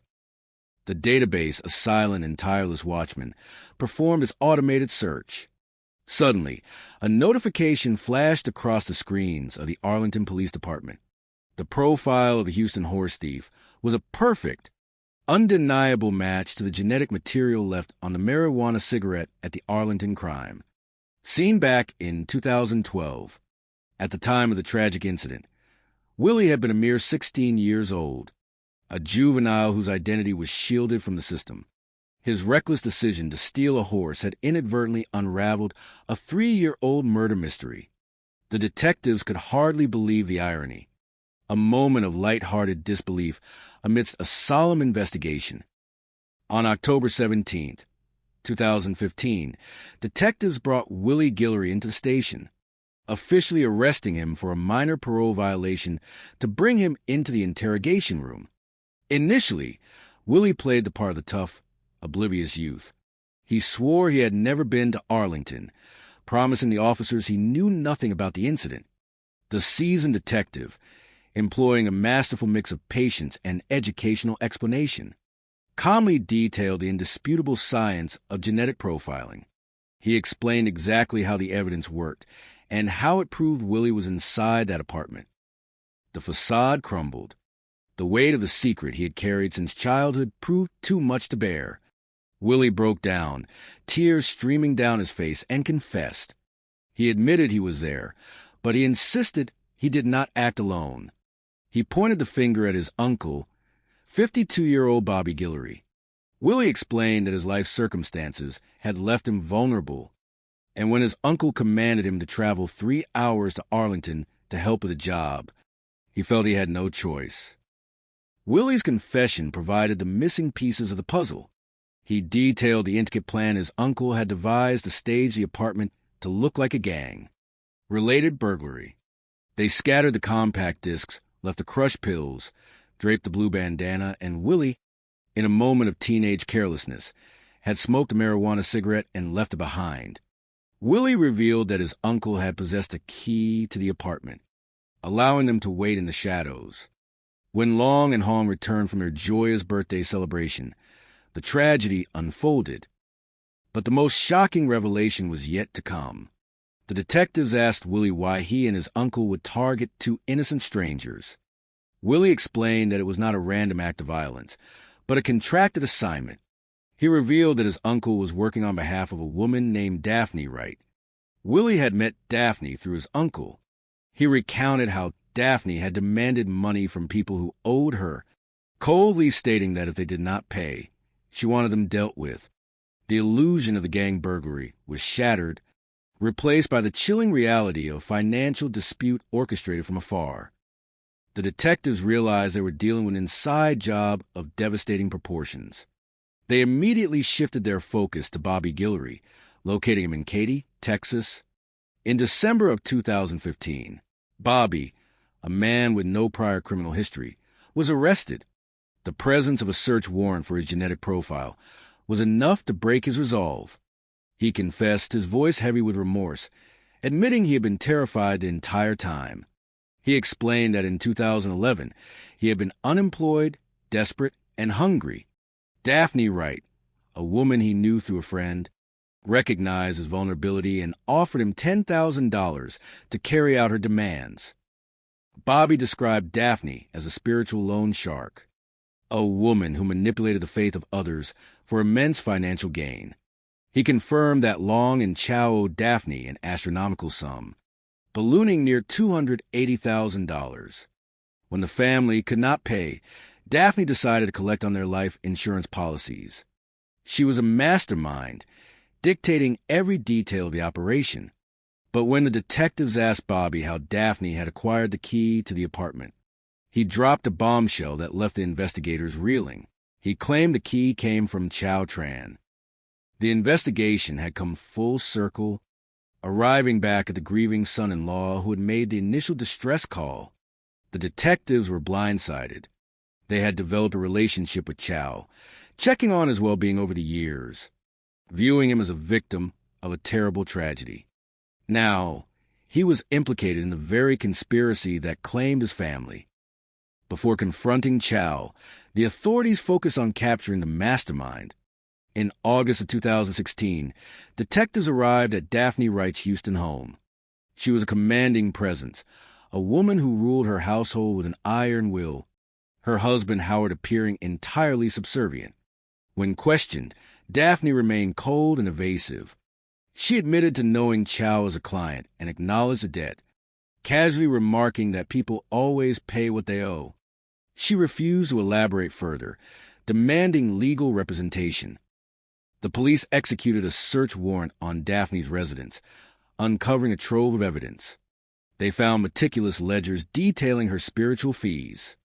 She was charging desperate people $10, $20, $30, and even $40,000 for simple rituals. Her business was built on the exploitation of hope.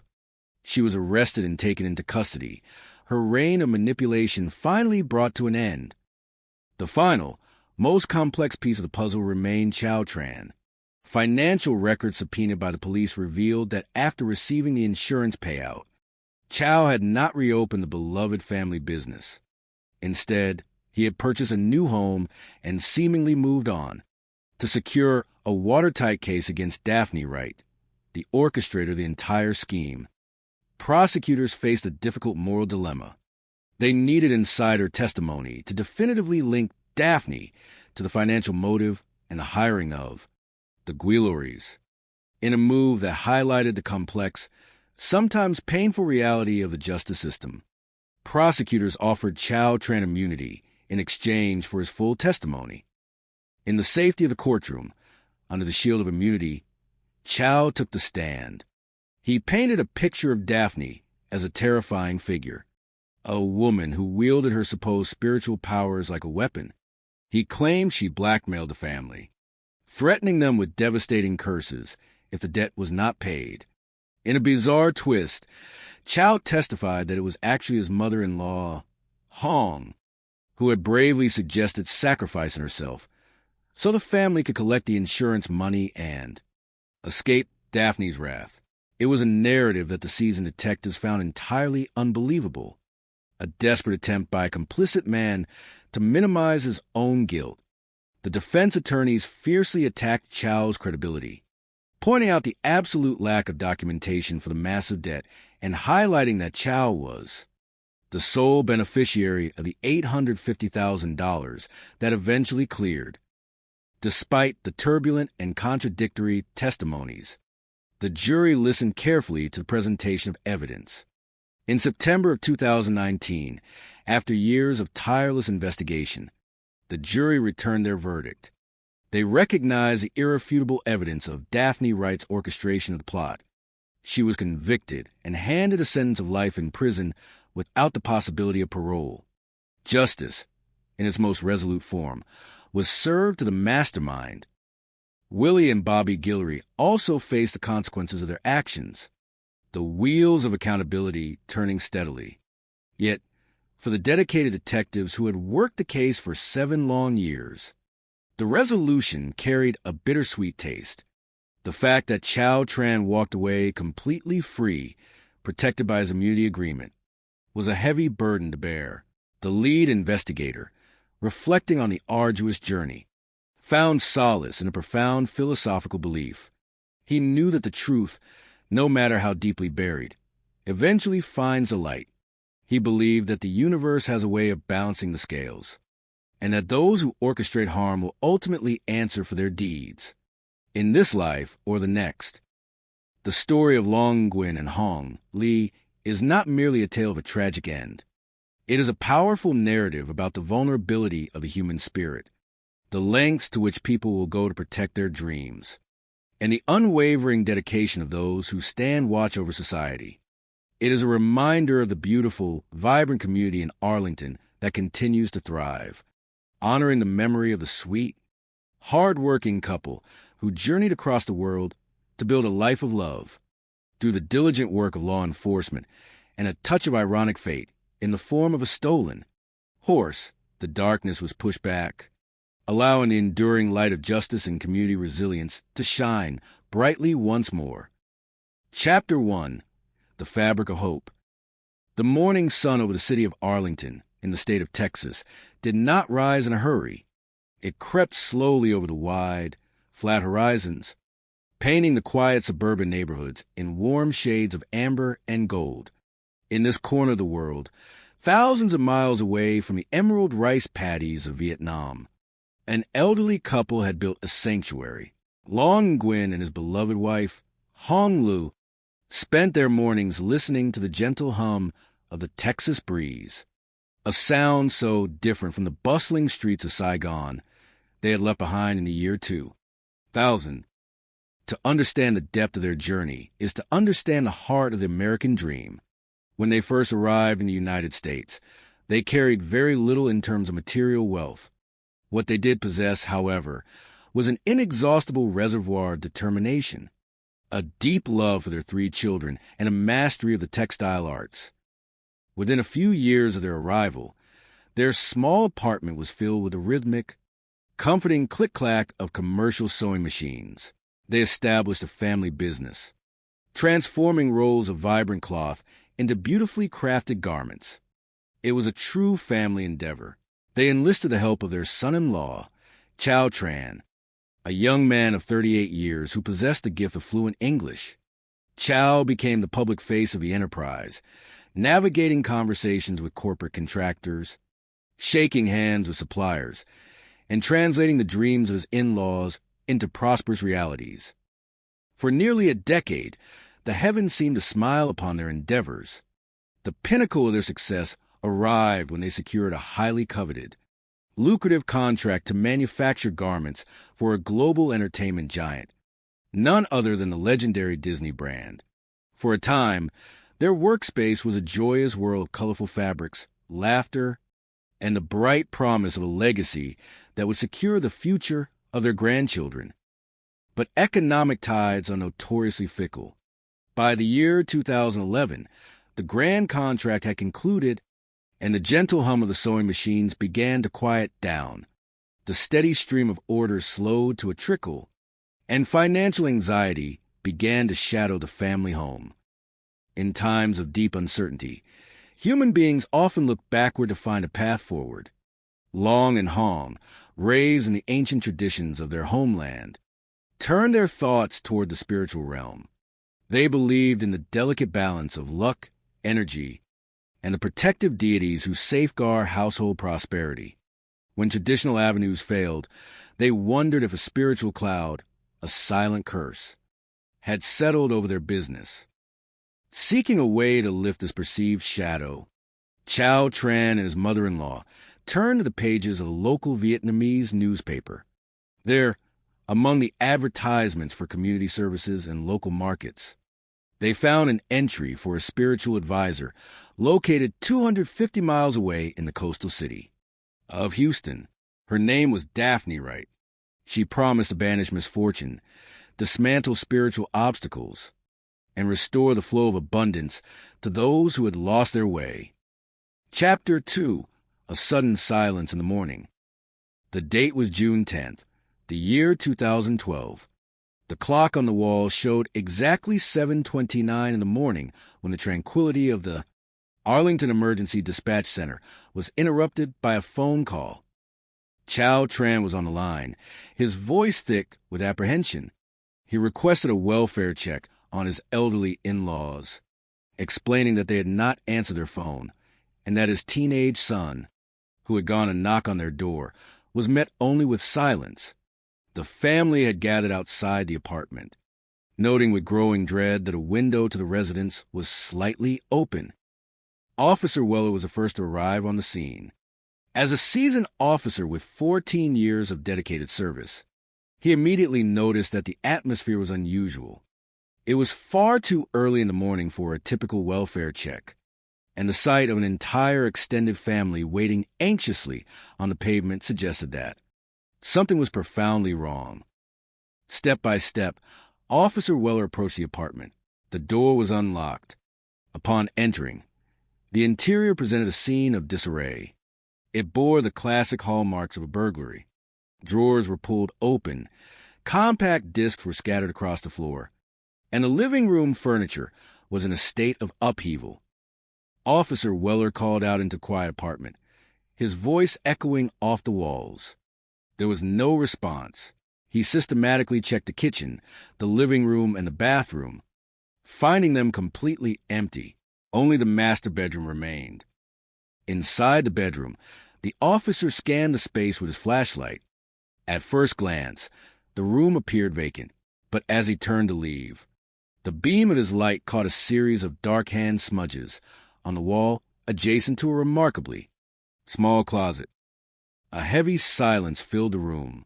Officer Weller hesitated, a quiet instinct urging him to pause. Yet duty prevailed. He reached out, grasped the handle, and opened the closet door. There, bound together and hidden in the darkness of the small space, were Long Nguyen and Hong Lu. They had been bound with silver duct tape, their heads wrapped completely. There were clear signs of blunt force trauma to their heads, likely inflicted by a heavy, metallic object. The shock of the discovery momentarily paralyzed the veteran officer. He walked out of the bedroom into the center of the living room, gathering his composure before finally speaking into his radio to summon a supervisor and the homicide unit. Chapter 3: The Puzzle of the Blue Bandana. Within the hour, the apartment was filled with forensic investigators and lead homicide detectives, including a veteran investigator with 21 years of experience in solving the city's most complex cases. Even for a seasoned detective, the sheer cruelty of the scene was difficult to comprehend. Long and Hong were gentle, hard-working souls who had spent their lives contributing to the community. They had no known enemies. On the coffee table in the living room, investigators discovered a curious collection of items. There was a plate containing crushed prescription medication, a discarded marijuana cigarette, and most notably, a light blue bandana wrapped carefully around an empty beer bottle. To the untrained eye, these items pointed directly toward a tragic burglary committed by a local street gang. Arlington was home to several active youth gangs known to use specific colors, including light blue, to mark their presence. Yet, the lead detective remained deeply skeptical. In his decades of investigating crimes, he had learned that sometimes a scene can appear too perfect. The placement of the bandana and the drug paraphernalia felt less like a chaotic robbery and more like a carefully staged performance designed to mislead the police. As a forensic team meticulously gathered hair fibers, latent fingerprints, and genetic material from a marijuana cigarette, the detectives turned their attention to the family. Chow Tran, acting as the primary spokesperson due to his strong command of the English language, provided the detectives with a detailed timeline of the previous evening. June 9th had been a celebration of Long Nguyen's birthday. The family had gathered for a joyful dinner, playing cards and sharing stories until approximately 10 o'clock in the evening. Afterward, another relative had driven the elderly couple back to their apartment. That was the last time they were seen alive. When asked about potential financial motives, Chow admitted that the family's sewing business had struggled significantly, but he claimed there was very little cash kept within the home. He expressed absolute bewilderment as to who would wish to harm his gentle in-laws. The mystery deepened a few days later when Detective Stewart received an unexpected phone call from a life insurance representative. The representative revealed that Long and Hong were covered by a highly substantial joint life insurance policy valued at $1 million. When the detective inquired about the named beneficiaries, one name stood out clearly: Chow Tran. Chapter 4: The Cold Trail and the Hidden Name. On June 13th, the year 2012, detectives invited Chow Tran to the station to discuss the insurance policy. Chow remained cooperative and calm. He explained that the policy had been established to safeguard the commercial sewing business, ensuring that if any tragedy befell the elders, the family would have the financial resources necessary to keep the business operational and support the grandchildren. Furthermore, Chow and the remaining family members possessed solid, mutually verified alibis for the entire night of the crime. They had been together, enjoying a family gathering far from the scene of the tragedy. The forensic laboratory processed the genetic material recovered from the marijuana cigarette, hoping to find a match within the federal database known as a combined DNA index system. However, the results returned negative. The genetic profile did not match any registered individuals, nor did it match any of the family members who had willingly provided samples. With no database matches and no immediate leads, the investigation slowly ground to a halt. The neighborhood returned to its quiet routines. The sewing machines remained silent. And for more than 3 years, the files on the deaths of Long Nguyen and Hong would gather dust in the archives of the Arlington Police Department. Then, in the autumn of the year 2015, a completely unrelated event in a neighboring county breathed new life into a forgotten case. A 19-year-old young man named Willie Guillory was arrested in Houston for a felony offense involving the theft of a horse. Because a felony conviction requires the collection of a genetic profile for the federal database, Willie's genetic blueprint was entered into the system for the very first time. Within days, a computer system in Washington flagged a perfect match. The genetic material found on the discarded marijuana cigarette at the crime scene in Arlington, Texas, in the year 2012 belonged to Willie Guillory. At the time of the crime, Willie had been only 16 years old, which explained why his profile had never been in the adult database. Chapter 5, The Web of the Spiritual Advisor. On October 17th, the year 2015, investigators traveled to interview Willie Guillory. Confronted with the scientific certainty of his genetic profile being present inside the apartment, the young man broke down in tears and confessed. He revealed that he had not acted alone. He had been led to Arlington by his 49-year-old uncle, Bobby Guillory. Willie explained that his uncle had been approached by a prominent spiritual advisor in Houston, named Daphne Wright. According to Willie, Daphne was the orchestrator of the entire plan. She had reportedly claimed that the elderly couple owed her an astronomical sum of money, somewhere between $250,000 and $280,000, for spiritual rituals, curse-lifting ceremonies, and prosperity blessings performed over the previous year. When the family's business failed to recover, the debt had continued to grow. Daphne, unwilling to lose her investment, had learned of the substantial life insurance policies. She allegedly proposed a dark solution to recoup her funds, recruiting Bobby Guillory with the promise of a $10,000 payment to execute the deed. Armed with this astonishing revelation, detectives arrested Bobby Guillory on December 16th, the year 2015.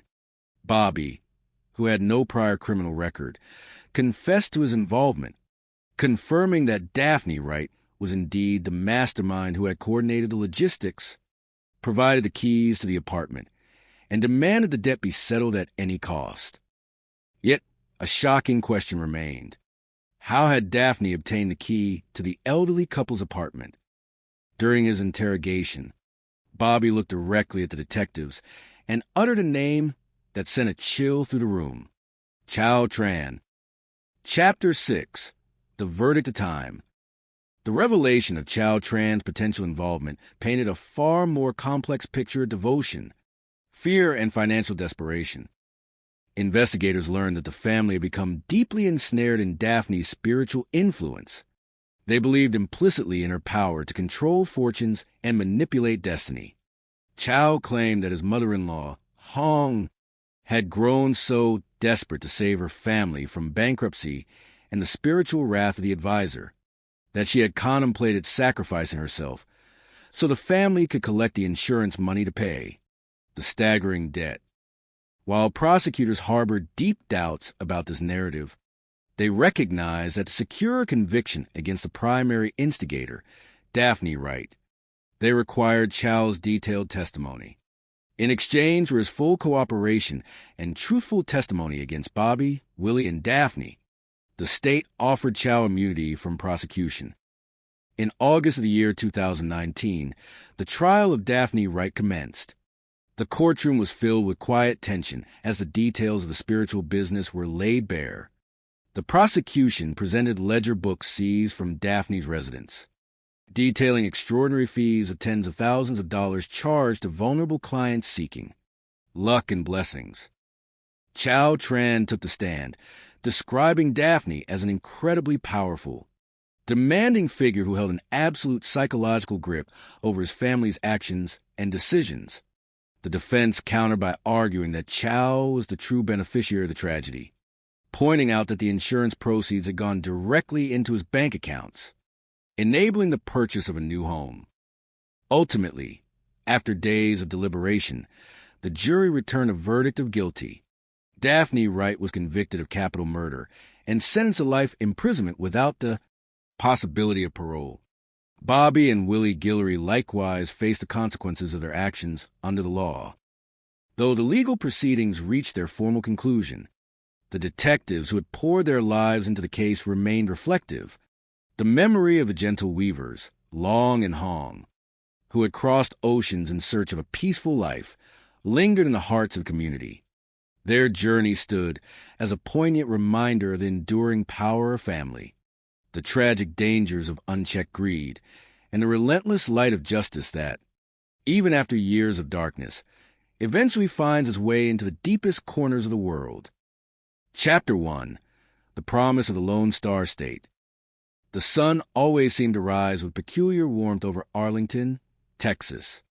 It was a sprawling city in Tarrant County, a place where the concrete highways stretched out like giant ribbons connecting a beautiful mosaic of different cultures. By the late 90s and the early 2000s, the city had become a sanctuary of hope for families from all over the world. Among them were Long Nguyen and his beloved wife, Hong Lu. When they immigrated to the United States from Vietnam in the year 2000, they brought with them very little in the way of material wealth, but their hearts were overflowing with dreams. They possessed an enduring love for each other, a deep respect for their time-honored heritage, and an unwavering commitment to their 3 children and grandchildren. For them, the American dream was not about grand luxury. It was about building a safe harbor where their family could flourish. The Vietnamese community in Arlington was vibrant and tight-knit. The first wave of immigrants had arrived after 1975, following the fall of Saigon. Over the decades, they had built businesses, temples, churches, and neighborhoods that felt like home. Long and Hong chose Arlington because they saw a place where they could combine their traditional values with modern opportunities. They were a sweet, gentle couple. Neighbors often saw them walking hand in hand through their neighborhood, offering warm smiles and kind waves to everyone they passed. To build a legacy for their family, Long and Hong started a commercial sewing business. It was a modest enterprise at first, filled with a steady hum of sewing machines and the vibrant colors of fabrics. They enlisted the help of their son-in-law, Chow Tran, a 38-year-old man who spoke fluent English and possessed a natural knack for business. Chow became the public face of the company, the one who negotiated contracts, spoke with suppliers, and handled the daily interactions with corporate clients. For nearly a decade, their hard work paid off handsomely. The sewing business expanded, and they secured a lucrative contract to make garments for a commercial giant, producing beautiful items for major brands, including Disney. During these years, laughter filled their home, and the future seemed brighter than the Texas sky. Chapter 2. The Shadow of Misfortune. But life, much like the patterns on a woven fabric, has its twists and turns. By the year 2011, the family sewing business faced a severe downturn. The lucrative contract with Disney was lost, and a string of financial difficulties began to weigh heavily on the family. In traditional Vietnamese culture, when a family experiences a sudden run of bad luck, it is not uncommon to seek spiritual answers. For thousands of years, people have believed in the power of spiritual balance, seeking the blessings of the lucky god and the money protection god to bring peace and prosperity. When a family faces a major crisis, such as a business failure or personal distress, They often seek the guidance of a spiritual advisor to lift curses and restore harmony. Hoping to find a solution, Chow Tran and his mother-in-law, Hong, began searching through a local Vietnamese newspaper. They found an advertisement for a spiritual advisor named Daphne Wright, who operated out of Houston, located about 250 miles away. The advertisement claimed she could remove bad curses, bring good fortune, and protect families from negative energy. Encouraged by his family, Chow contacted Daphne and arranged a meeting at her home in Houston. He hoped that her rituals would turn their fortunes around. However, instead of finding relief, the family unknowingly stepped into a dark web of greed. Daphne Wright was not a healer. She was an opportunist who used spiritual manipulation to control her clients. Over the course of a year, as the sewing business continued to struggle, Daphne began charging exorbitant fees for her services. She ran up a massive tab on credit, claiming that more expensive rituals were required to lift the stubborn curse. The debt ballooned to a staggering sum between $250,000 and $280,000. Terrified of spiritual retribution and desperate to save their family, Long, Hong, and Chow continued to pour whatever money they had into Daphne's hands. Chapter 3. A Quiet Morning Broken. On the morning of June 10th, 2012, at 7:29 in the morning, the quiet of a Texas Sunday was broken. Emergency dispatchers received a call from Chow Tran. He sounded highly anxious, requesting a welfare check on his elderly in-laws, Long Nguyen and Hong Lu. He explained that his family had gathered outside the apartment and noticed that a window was open, but no one was answering the door. Officer Weller, a dedicated member of the Arlington Police Department with 14 years of experience, was dispatched to the residence. When he arrived, he found the family standing outside, looking deeply concerned. The early hour and the palpable tension made it clear that this was not a routine welfare check. Upon entering the apartment, Officer Weller noticed signs of what appeared to be a burglary. The living room was in disarray, with compact discs scattered about and furniture moved. Officer Weller called out, but there was only silence. He checked the kitchen, the bathroom, and the living spaces, finding them empty. Finally, he entered the bedroom. Initially, the room seemed vacant, but as he turned to leave, his flashlight caught hand smudges on the wall next to a small closet. A deep instinct told him to hesitate, but his duty compelled him to open the door. Inside the closet, a tragic scene awaited him. Long and Hong had been bound with duct tape and were completely unresponsive. Officer Weller immediately stepped out to the living room, composed himself, and called for a supervisor and the crime scene unit. Chapter 4. The Tangled Web of Clues. Arlington homicide investigators, including Detective Stewart, a veteran with 21 years of experience, arrived at the scene. The physical evidence was puzzling. The apartment had been ransacked, suggesting a robbery. On the coffee table, investigators found a plate of crushed prescription pills and a marijuana cigarette. Additionally, a light blue bandana was wrapped around a beer bottle, a detail that initially pointed toward local gang activity, as light blue was a color associated with certain active Vietnamese youth gangs in the area. However, Detective Stewart was skeptical. The crime scene felt too staged, as if someone had deliberately left a trail of clues to mimic a gang-related robbery. As the investigation proceeded, detectives attended the autopsy at the Tarrant County Medical Examiner's office. The findings were heartbreaking. The victims had suffered blunt force trauma to the head, but the actual cause of death was suffocation due to the extensive layers of duct tape wrapped around their faces. It was clear that the perpetrators had acted with deliberate, lethal intent. Shortly after the autopsy, Detective Stewart received a call from an insurance company. The detective learned that Long and Hong had a life insurance policy worth $1 million, and one of the primary beneficiaries was their son-in-law, Chow Tran. When questioned, Chow cooperated fully. He provided a detailed, airtight alibi for himself and his family, explaining that they had been celebrating his father-in-law's birthday until 10 o'clock the night, after which they went straight home. Investigators collected DNA and fingerprint samples from Chow and other family members, but none of them matched the evidence found at the scene, including the DNA recovered from the marijuana cigarette. The case eventually went cold for more than 2 years. Chapter 5, The Whispers of Time. For 2 years, the investigation remained at a standstill. Homicide detectives had interviewed more than 50 people, but no solid leads emerged.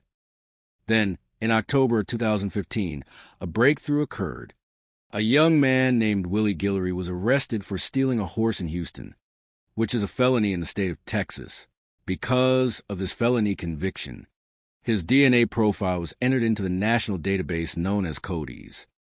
Within days, the system flagged a match. Willie's DNA matched the DNA found on the marijuana cigarette left at the crime scene in Arlington, back in 2012. At the time of the murders, Willie had been only 16 years old, which was why his profile was not previously in the system. On October 17, 2015, investigators brought Willie in for questioning. When confronted with the scientific evidence, the young man broke down and confessed. He revealed that he had not acted alone. He had been recruited by his uncle, Bobby Guillory. Chapter 6, Unmasking the Puppeteer. Willie explained that on June 9, 2012, his Uncle Bobby had driven him from Houston to Arlington. Bobby had been given a key to the apartment to stage a burglary. The plan, orchestrated by a spiritual advisor named Daphne Wright, was to make the crime look like a gang-related robbery to help Daphne collect on a massive debt. On December 16, 2015, detectives arrested 52-year-old Bobby Guillory in Katy, Texas, on 2 counts of capital murder. Faced with the evidence, Bobby also confessed.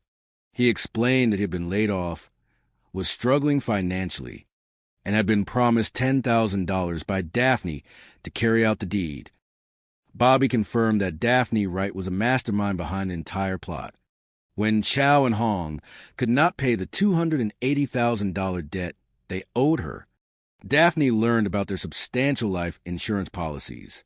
She pressured the family, suggesting that they could collect on the policies to settle their financial obligations. According to Bobby, Daphne obtained the key to the apartment directly from Chow Tran. Chapter 7, The Pursuit of Justice.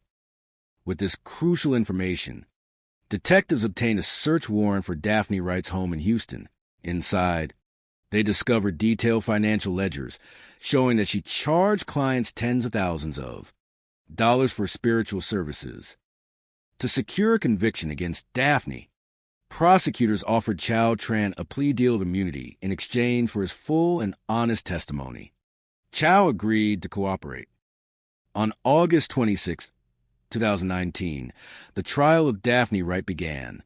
Chow took the stand and described Daphne as a greedy, manipulative woman who used her spiritual influence to control his family. He claimed that he felt completely powerless under her psychological grip. The defense argued that Chow was a willing participant who wanted the insurance payout for himself, noting that there was no written documentation of the alleged $280,000 debt. However, the jury ultimately found the prosecution's case compelling. In September of 2019, Daphne Wright was convicted of capital murder and sentenced to life in prison without the possibility of parole. Bobby Guillory and Willie Guillory also faced justice for their roles in the conspiracy. While the legal resolution brought some closure, the memory of Long Nguyen and Hong remained a poignant reminder of the importance of community, vigilance, and the pursuit of truth. The dedicated efforts of the Arlington Police Department ensured that those who preyed on the vulnerable were held accountable, allowing community to heal and remember the sweet, hard-working couple for the love and warmth they brought to the Lone Star State. The morning sun of Texas has a way of rising with a sudden, golden intensity, casting long and warm shadows across the pavement of Arlington. It was June 10th, 2012, a day that began like many others in Tarrant County, with a gentle hum of early morning traffic and the sweet scent of blooming crepe myrtles carrying on the warm breeze. But beneath the quiet suburban surface, a deeply moving story of family, faith, resilience, and the relentless pursuit of justice was about to unfold. The gathering on the sidewalk. At exactly 7:29 in the morning, the Emergency Dispatch Center in Arlington received a call. The voice on the other end belonged to Chow Tran, a 38-year-old Vietnamese immigrant whose tone was thick with mixture confusion and growing worry. He was calling to request a welfare check on his elderly in-laws, Long Nguyen and Hong Lu. The dispatcher, trained to remain calm and collected, listened carefully as Chow explained the situation in his earnest, accented English. "My dad's name is Long, last name Nguyen. He is 70-something right now. My family, my wife, my son, we want to check on them because they did not answer the phone. They saw the window was open, and everything inside seemed to have fallen down. We are too scared to go inside." To the responding officers, a welfare check early in the morning was somewhat unusual. Usually, such requests came later in the day, after hours of unanswered calls. Officer Weller, a dedicated veteran of the force with 14 years of experience, was dispatched to the apartment complex. When Weller arrived, he noticed a large group of people standing outside on the sidewalk. It was an entire extended family, their faces etched with anxiety. The sheer number of people waiting outside immediately signaled to Weller that this was not a routine call. The family members explained that they had knocked on the door, but received no response. Looking closer,